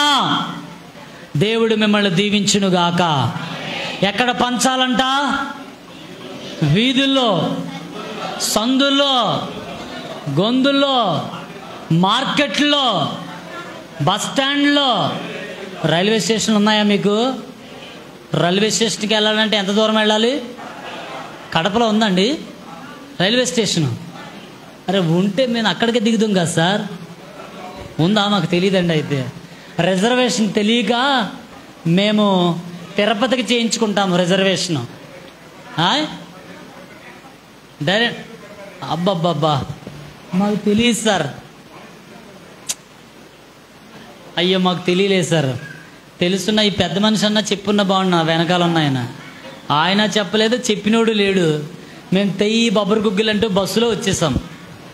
ఆడేమో ఆపడు, దేనికి ఆపడు, వాటర్ బాటిల్కి ఆపడు, టిఫిన్ చేయడానికి ఆపడు. చాలా ఇబ్బంది అయిపోయిందండి రాత్రి వెళ్ళేటప్పుడు. మరి అదేదో ఊరండి, పీలేరు దగ్గర నుండి చేయించుకున్నాం రిజర్వేషను. కానీ నేనేమంటానంటే ఈ సంఘం రేపు బస్ స్టాండ్ల్లో సువార్త చెప్తే చూడాలని ఉందండి దేవుడికి, నాకు కూడా. ఈ సంఘం దగ్గరే ఉన్న రైల్వే స్టేషన్కి వెళ్ళి సువార్త చెప్తే చూడాలని ఉంది. కొట్టేస్తారని భయపడతారా? ఒకటే దెబ్బ కొడితే కొట్టినామండి. ఈరోజు తిట్టేస్తారని భయపడుతున్నారు, ఈరోజు ముఖం మీద ఓస్తారని భయపడుతున్నారు. నేను మాట చెప్పమంటారా? ఈరోజు మనల్ని కొడతారు, ఒక దెబ్బే తింటాం. వాడు మనల్ని కొడతాడని మనం సువార్త చెప్పకపోతేనండి, వాడు నరకానికి వెళ్ళిన తర్వాత 100 దెబ్బలు తింటాడండి. ఈరోజు మనల్ని తిడుతున్నారని మనం సువార్త చెప్పడం మానేసాం. వాడు చచ్చిపోయిన తర్వాత ఒరే నాకెందుకు సువార్త చెప్పలేదురా నువ్వు అని ఈరోజు ఒక బూతే తిడతాడు, పైకి వెళ్ళి పచ్చి బూతులు తిట్టేస్తాడు మనల్ని. పైకి వెళ్ళి పచ్చి బూతులు తిట్టించుకుందామా, ఇక్కడుండి ఒక బూతు తిట్టించుకుందామా? ఒకసారి తిట్టించుకోవడం గొప్ప విషయమా? పైకి వెళ్ళిన తర్వాత రోజంతా తిట్టించుకోవడం గొప్ప విషయమా చెప్పండి?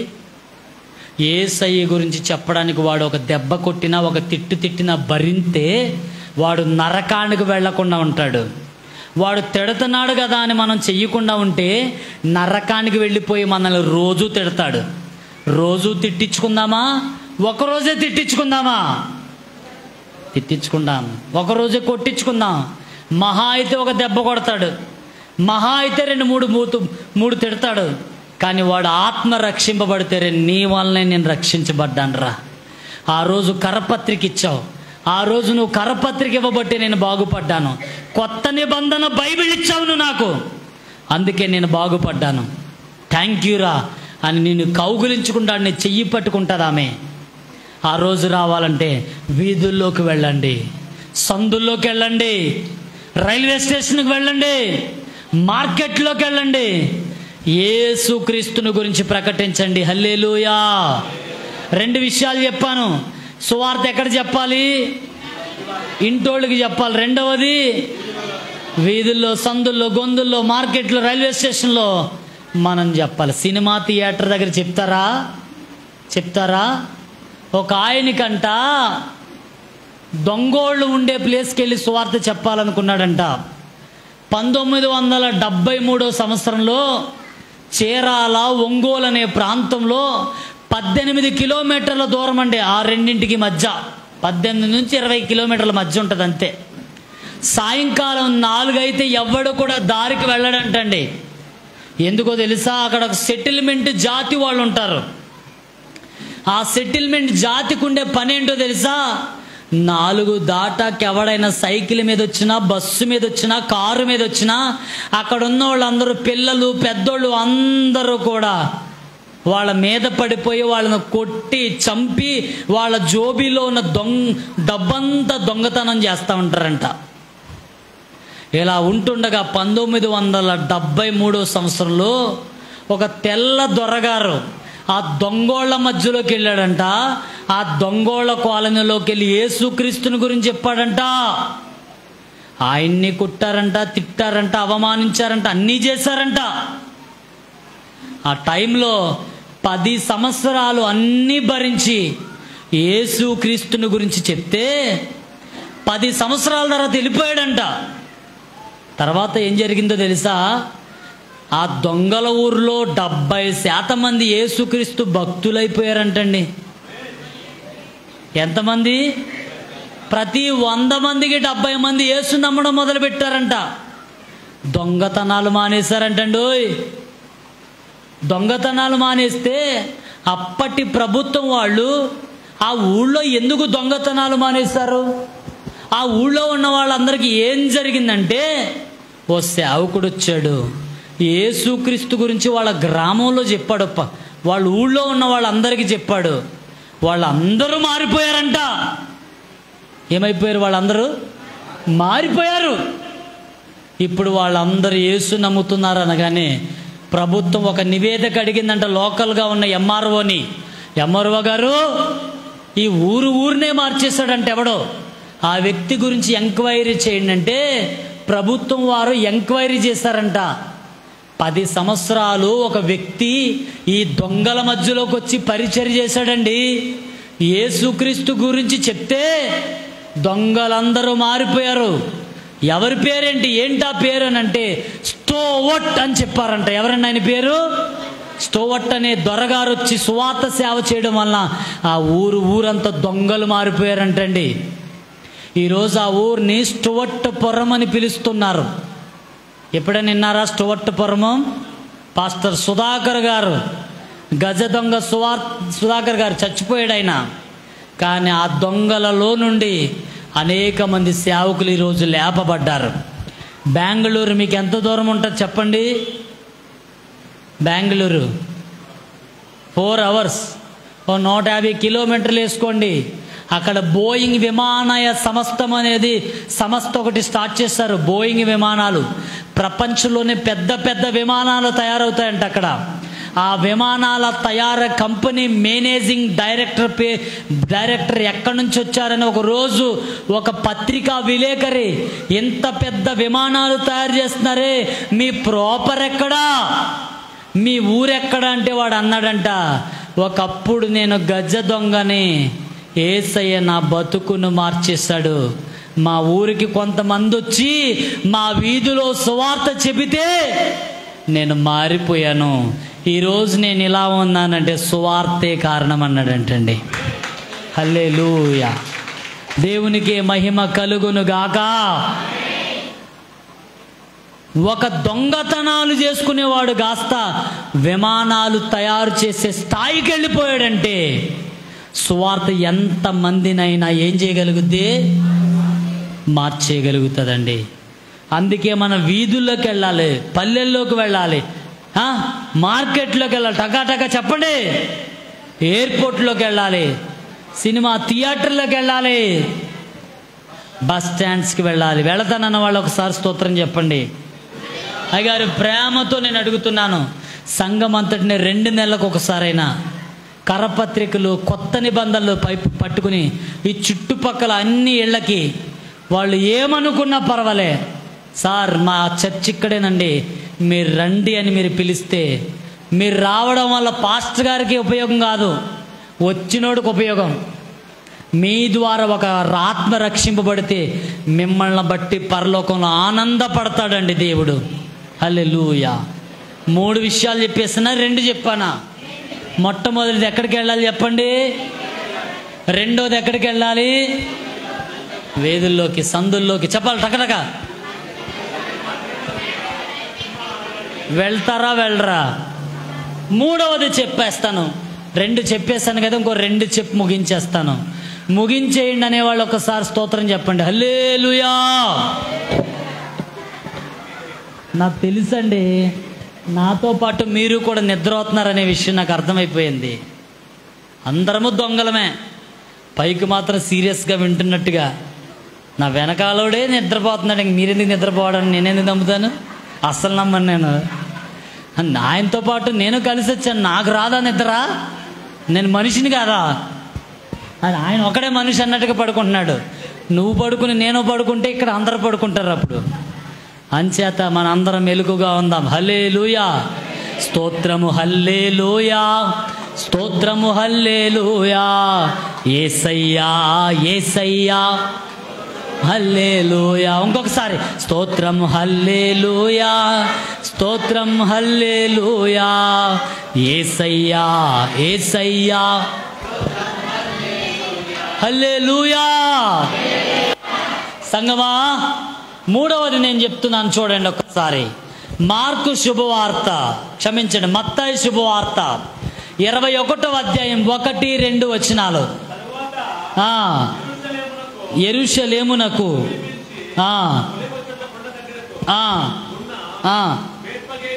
బెత్పగేకు వచ్చినప్పుడు యేసు తన శిష్యులను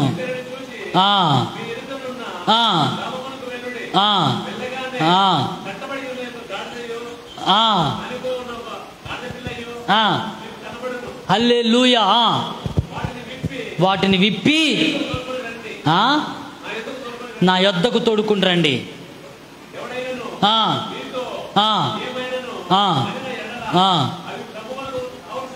హల్లెలూయా. మూడవది, మనం ఎక్కడికి వెళ్ళాలంట? గ్రామాల్లోకి వెళ్ళాలి. ముందు ఎక్కడికి వెళ్ళాలి చెప్పండి మగోళ్ళు? ఇంట్లోకి. ఎవరి దగ్గరికి వెళ్ళాలి? ఈ గుంపు వాళ్ళు చెప్పాలి. ముసలమ్మలు, ముందరున్న ముసలమ్మలు చెప్తారు. ఇప్పుడు మనం రెండోది ఎక్కడికి వెళ్ళాలి? ఈదుల్లోకి, సందుల్లోకి, బస్ స్టాండ్లోకి, గొంతుల్లోకి, మార్కెట్లోకి వెళ్ళాలి. ఇప్పుడు ఆ యవనస్తులు చెప్తారు, వెనకాల ఉన్న యవనస్తులు. మూడోది ఎక్కడికి వెళ్ళాలంట? గ్రామాల్లోకి వెళ్ళాలి. హల్లెలూయా. యవనస్తులు అంటే ఒక పెద్ద ఆమె చెప్తున్నారు. హల్లెలూయా. కూర్చున్న యవనస్తులు చెప్తారు. అక్కడ ముందు అక్కడ కూర్చున్న కుర్చీలో కూర్చున్న యవనస్తులు చెప్పండి అమ్మా. మూడవది మనం ఎక్కడికి వెళ్ళాలి? ఎక్కడికి వెళ్ళాలి చెప్పండి. నేను చెయ్యెత్తమంటలేదు. ఎక్కడికి వెళ్ళాలి? గ్రామాల్లోకి వెళ్ళాలి. హల్లెలూయా. గ్రామాల్లోకి వెళ్ళాలంట. ఇప్పుడు గ్రామాల్లోకి వెళ్ళి ఎవరిని తేవాలంట? మందిరానికి ఎవరిని తేవాలి? గాడిదయు గాడిద పిల్లల్ని తేవాలంట. గాడిదలు ఎవరు? గాడిద పిల్లలు ఎవరు? గ్రామాల్లో మందిరానికి ఎక్కడన్నా గాడిద పిల్లల్ని తెస్తారా? గ్రామాల్లో గాడిద పిల్లలు ఎవరో తెలుసా? తల్లి గాడిద, తండ్రి గాడిద, వాళ్ళిద్దరికి పుట్టిన పిల్లగాడిదలు. హల్లెలూయా. ఒకప్పుడు మన అందరం ఎవరోమో తెలుసా? ఎవరు చెప్పండి? గాడిదంటే కోపం వచ్చేస్తుంది మీకు. నేను గాడిదనే, ఆయన గాడిదే, మనం అందరం గాడిదలేమే. మనందరమేమో, మీరు అందరమేమో మీ పిల్లగాడిదలను తెచ్చారు, మేమిద్దరమేమో ఆ పిల్లగాడిదలను తెచ్చుకోలే. హల్లెలూయా. మనందరము ఒకప్పుడు ఎలా ఉండేవాళ్ళమో తెలుసా? కట్టబడినట్టుగా ఉన్నాం. ఆచారాలలో, సాంప్రదాయాలతో, కట్టుబాట్లతో, రకరకాలైన వాటితో మనం కట్టబడిపోయిన గాడిదలం మనం. ఇప్పుడు యేసయ్య అన్నాడు, ఆ కట్టబడిన గాడిదలన్నీ నాకు కావాలంటున్నాడు. అందుకే ఈరోజు ఇన్ని గాడిదలు ఇక్కడ ఎందుకు కూర్చున్నాయంటే, ఒకప్పుడు మనందరం కట్టబడిన గాడిదలం. యేసయ్య ఒక సేవకుడి ధర ఇప్పి మందిరంలోకి తెచ్చాడండి. హల్లెలూయా. చిన్న గొర్రె పిల్లను నేను, భలే పాడుతున్నారు. ఇప్పుడు గాడిద పెడదాం గొర్రె దగ్గర. చిన్న గాడిద పిల్లలు మేము యేసయ్యా, నడుచు యేసయ్యా. నువ్వు గాడిదవి, నేను గాడిదని మిమ్మల్ని అన్ను. హల్లెలూయా. మనందరం ఎవరని చెప్పండి? ఒకప్పుడు మనందరం కట్టబడ్డాం, ఒక సేవకుడు ద్వారా ఎప్పబడి దేవుని దగ్గరికి వచ్చామండి. ఇప్పుడు గ్రామాలు ఇంకా 22 లక్షల గాడిదలు, గాడిద పిల్లలు ఉన్నాయి. అమ్మ రూపంలో ఉన్న గాడిద, నాన్న రూపంలో ఉన్న గాడిదలు, పిల్లల రూపంలో ఉన్న గాడిదలు. ఇప్పుడు మనం ఏం చేయాలి తెలుసా? వెళ్ళి వాటన్నింటిని విప్పుకుని ఎక్కడికి తేవాలి? ఇక్తూసు ప్రార్థనా మందిరంలోకి తేవాలి. చెప్పండి, ఎక్కడికి తేవాలి చెప్పండి? ఇక్తూస్ ప్రార్థనా మందిరంలోకి తేవాలి. మనం తెద్దామా? తేవాలంటే ఎక్కడికి వెళ్ళాలి? గ్రామాల్లోకి వెళ్ళాలి. గ్రామాల్లో ఎవరున్నారు? గాడిదలు ఉన్నారు. బయటికి వెళ్ళి నువ్వు గాడిద రా అని అనకుండా కొడతారు. అలాగన్నారని ఏం చేస్తారు? నన్ను గాడిద అంటావా? నువ్వు గాడిద, మీ అమ్మ గాడిద, మీ తమ్ముడు గాడిద అని మనల్ని రివర్స్లో తిడతారు. హల్లెలూయా. అలా కట్టబడిన ఉన్న అనేక మందిని దేవుని దగ్గరికి తేవాలండి. అలా కట్టబడి ఉన్న అనేక మందిని ఎవరి దగ్గరికి నడిపించాలి?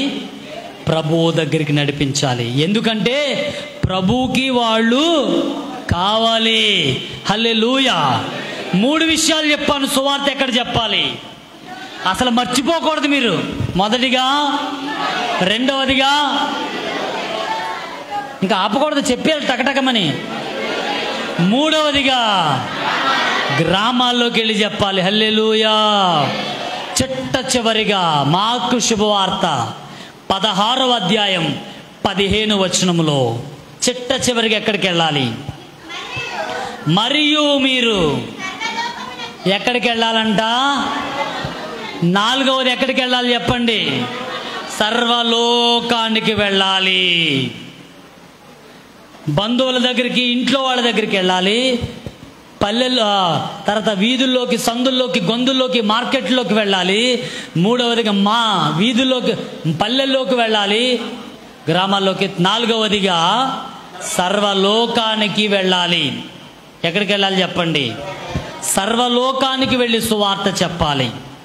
అవును, 2000 సంవత్సరంలోనండి చంద్రుడి మీద మొట్టమొదటిగా కాలు పెట్టినప్పుడంట మొదటి మానవుడు, విన్నారా? మొట్టమొదటిగా చంద్రుడి మీద ఒక ఆయన కాలు పెట్టాడండి. ఈ విషయం ప్రపంచంలో ఉన్నటువంటి అనేక మందికి విన్నారు. ఎంతమంది విన్నారు చేయొద్దండి. ప్రపంచంలో ఉన్నటువంటి 50% మంది కంట మొట్టమొదటిగా ఒక మనిషి చంద్రుడి మీద కాలు పెట్టాడనే మాట చాలా తొందరగా వెళ్ళిపోయిందంటండి. ఎలా వెళ్ళిపోయిందంట? చాలా స్పీడ్గా వెళ్ళిపోయిందంట. వితిన్ 2 రోజుల్లో ప్రపంచంలో 50% మంది ప్రజలకి చంద్రుడి మీద ఎవడో కాలెట్టాడంట, చంద్రుడి మీద ఎవడో కాలెట్టాడంట అని. కానీ విచారం ఏంటో చెప్పనా, 2000 సంవత్సరాల క్రితం సువార్త యేసు వస్తే ఇప్పటికీ ప్రపంచంలో 5 లక్షల గ్రామాలకి యేసు అంటే ఎవరో తెలియదంటండి. ప్రతిరోజు 80,000 మంది చచ్చిపోతున్నారండి యేసు అంటే ఎవరో తెలియకుండా. ప్రతి నలుగురిలో ముగ్గురికి యేసు తెలియకుండా చచ్చిపోతున్నారంట. హలో, ఎంతమంది చనిపోతున్నారండి? సర్వలోకానికి యేసుక్రీస్తు గురించి చెప్పాలి. సర్వలోకానికి ఏం చెప్పాలి? యేసుక్రీస్తు గురించి చెప్పాలి. యేసుక్రీస్తు గురించి చెప్పాలంటే మనం ఎక్కడికి వెళ్ళాలి? సువార్త చెప్పడానికి వెళ్ళాలి. సర్వలోకానికి మనం వెళతామా? నేను గత 15 సంవత్సరాల నుండి సువార్త చెప్పడానికి ప్రపంచ దేశాలు తిరుగుతూ ఉన్నాను. గత 15 సంవత్సరాల నుండి క్రమం తప్పకుండా ప్రతి ఏటా ఏదో ఒక దేశం వెళ్ళి సువార్త చెప్తూ ఉన్నాను. గత సంవత్సరం అమెరికాలోని 35 రాష్ట్రాల్లో సువార్త చెప్పాను. ఈ సంవత్సరం సింగపూర్లో సువార్త చెప్పాను. వచ్చే సంవత్సరంలో మిగిలిన 10 రాష్ట్రాలు అంటే 50 రాష్ట్రాల్లో సువార్త చెప్పాలనుకుంటున్నాను నేను. ఎక్కడ? అమెరికా దేశములోను, లండన్, యూరప్ కంట్రీస్లో, ప్రపంచమంతటా సువార్త చెప్పాలనేది నా ఆశ. సర్వలోకానికి వెళ్ళి సువార్త చెప్పాలి. ఎంతమందికి? సర్వలోకానికి. ఓ సేవకుడిగా నేను కోరుకుంటున్నాను, మీరు వెళ్ళలేకపోవచ్చేమో, మీ కడుపున పుట్టిన బిడ్డలు సర్వలోకానికి వెళ్ళే వాళ్ళగా యేసు ఆశీర్వదించునుగాక. America, Australia, England, London, Europe అన్ని దేశాలకు వెళ్ళి సువార్త చెప్పే రోజులు మీ పిల్లలకి దేవుడు ఇవ్వాలి. అలా ఇవ్వాలంటే మన పిల్లల్ని స్కూల్ మాన్పించేయాలి ముందు. అలా ఉండాలంటే మన పిల్లల్ని బడికెళ్ళొద్దు. అలాగ ఉండాలంటే మన పిల్లల్ని ఇంట్లోనే ఒక మొబైల్ ఇచ్చి చక్కగా ఇలాంటి ఒక కుర్చీ వేసి ముందర బాగా తినగలిగేది ఏదన్నా పెట్టి, ఆడుకోరా ప్రపంచానికి వెళ్ళిపోదు కానీ అని అనాలి. వెళ్తారా పిల్లలు? ఏం చేయాలి? వాళ్ళందరినీ స్కూల్కి పంపించాలి. రెండవదిగా వాళ్ళందరికీ యేసుని గురించి పరిచయం చేయాలి. వాళ్ళందరినీ కూడా బాగా చదివించాలి. ఎంతమందికి నా పిల్లలు ఉన్నత స్థాయిలోకి వెళ్ళాలని కోరుకునే వాళ్ళు ఉన్నారు? యేసు నామములో తల్లిదండ్రులారా, మీ ఆశను దేవుడు నెరవేర్చునుగాక. హల్లెలూయా. ఇలా సర్వలోకానికి వెళ్ళాలి. మన పిల్లలు సాఫ్ట్వేర్ ఇంజనీర్లు అవ్వాలి. మన పిల్లలు డాక్టర్లు అవ్వాలి, లాయర్లు అవ్వాలి. పెద్ద పెద్ద పొజిషన్స్లో మన పిల్లలు ఉండాలి. వాళ్ళు ఉన్న చోట మన పిల్లల ద్వారా సువార్త జరగాలి. మన పిల్లల ద్వారా వచ్చిన సంపాదన దేవుని పని కొరకు ఖర్చు పెట్టాలి. సేవకుడు చేసే పనికి సహకరించాలి. ఎంతమందికి సహకరించాలనుకుంటున్నారు? హల్లెలూయా. మా పిల్లలు గొప్పోళ్ళైతే చెప్పండి మాట, మా పిల్లలు గొప్పోళ్ళైతే దేవుని సేవ కొరకు వాళ్ళ సంపాదన దేవుని మందిరానికి ఇస్తాము. యేసు నామములో నిజంగా వాగ్దానం చేసిన వాళ్ళకి దేవుడు మీ పిల్లల్ని ఆశీర్వదించునుగాక. హల్లెలూయా. దేవుని సంగమా, నా మాటలు ముగిస్తున్నాను. మనం సువార్త చెప్తేనే లోకం బాగుపడుతుంది. మనం సువార్త చెబితేనే చీకటి పొరలు పోతాయి. ఈరోజు నేను ఒక తాగుబోతోడిని, నేను ఒక తిరుగుబోతోడిని, నేను ఒక లంచగొండిని, నేను ఒక మోసగాడిని. కానీ నేను ఈరోజు మారిపోయి యేసయ్య సువార్త చెప్తున్నాను. ఈ మాటలు ఎక్కడైనా ఇతర మతాల్లో చూసారా? భగవద్గీత చదివి నేను మారిపోయి మందు తాగడం మానేస్తాను అనే వాళ్ళని ఎక్కడైనా విన్నారా మీరు? పోనీ ఖురాను చదివిన తర్వాత దొంగతనాలు మానేశాను విన్నారా? పోనీ రామాయణం చదివిన తర్వాత మోసం చేయడం మానేశాను, నేను లంచగొండి మానేశాను, దొంగతనాలు మానేశాను, హత్యలు చేయడం మానేశాను అనే వాళ్ళ సాక్ష్యాలు విన్నారా? ఒక్క క్రైస్తవములో బైబిల్ని చదివి దేవుణ్ణి చదివి నా జీవితం మారిపోయింది అన్న దొంగలు ఎంతోమంది ఉన్నారు. మోసగాళ్ళు ఎంతోమంది మారిపోయారు. నరహంతకులు మారిపోయారు. ఎప్పటికీ ఆ బైబిల్ అనేక మందిని మార్చేస్తుందండి. ఒక ఆయన అంటాడు, మీ బైబిలు నల్లట్ట పుస్తకం అంటాడు. ఏం పుస్తకం అంట? నల్లట్ట, ముందే నల్లగా ఉంటుంది అంటాడు. అప్పుడు నేనంటాను, నల్లట్ట పుస్తకం పైకి తెరిచి చూడరా, తెల్లట్ట పుస్తకం అది అంటాను. లోన ఏముంటుంది చెప్పండి? తెల్లగా ఉంటుంది. ఎంత తెల్లగా ఉంటుంది తెలుసా? నల్లగా ఉన్న నిన్ను కూడా తెల్లగా చేసి అంత తెల్లదనం ఉంటుందండి బైబిల్లో. హల్లెలూయా. ఒక ఆయన అంటాడు,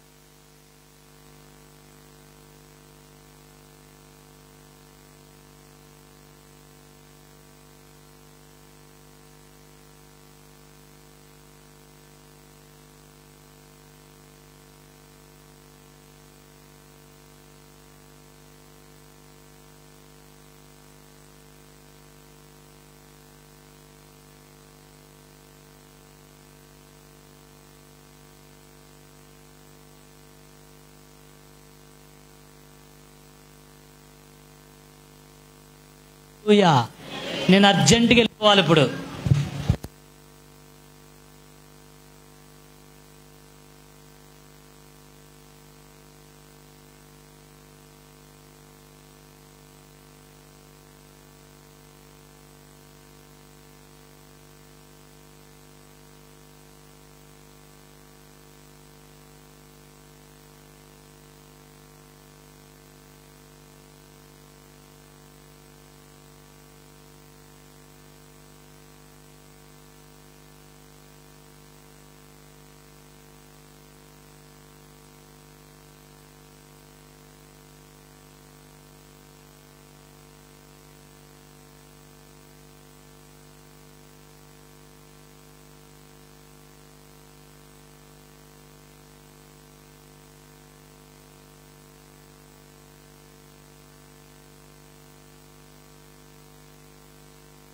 మానవ జాతి పాపానికి పరిహారం లేదు. ఈ సూర్యుడు లేకపోతే మనం ఎలా బతకలేమో, నీతి సూర్యుడైన యేసయ్య లేకపోయినా కూడా మనం ఏమవ్వలేమో, బతకలేమో.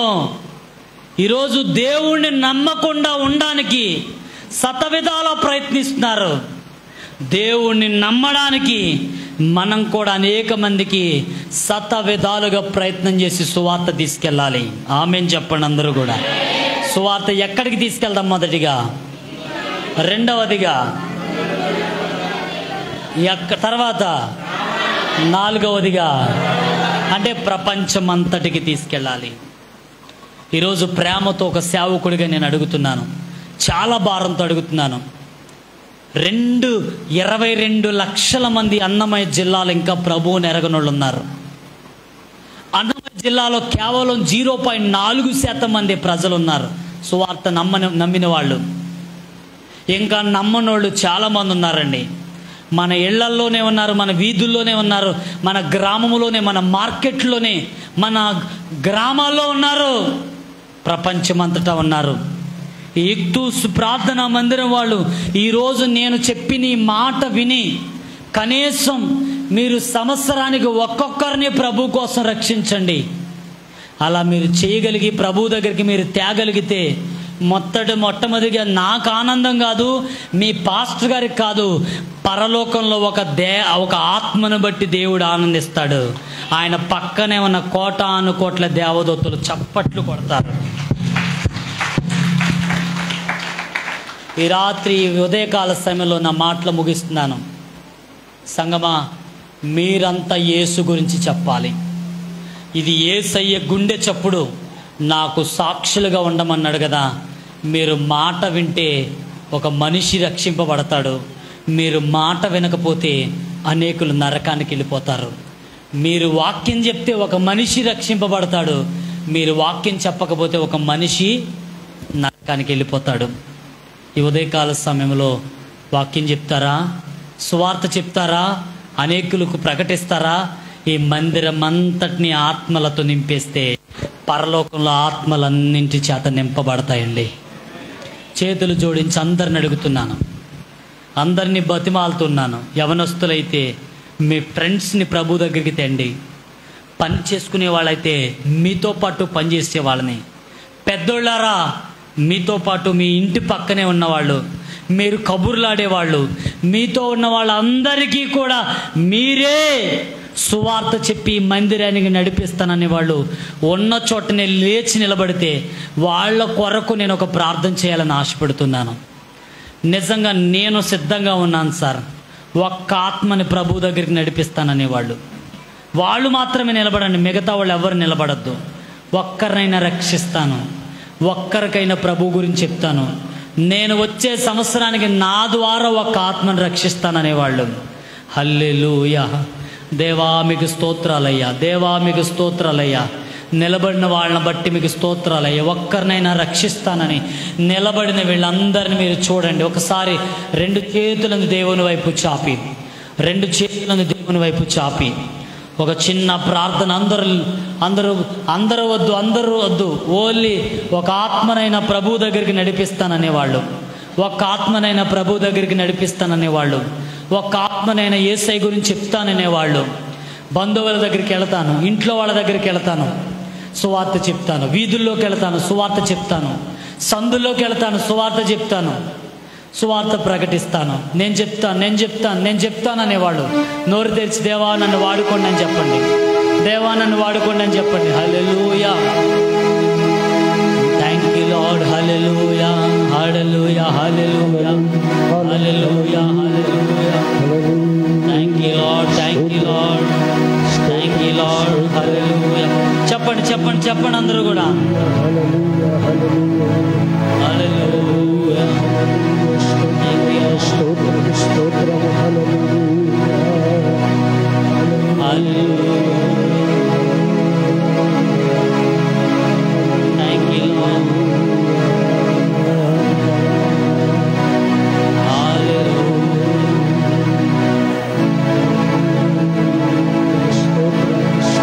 రక్షణ పొందని ప్రజలు లక్షల కొల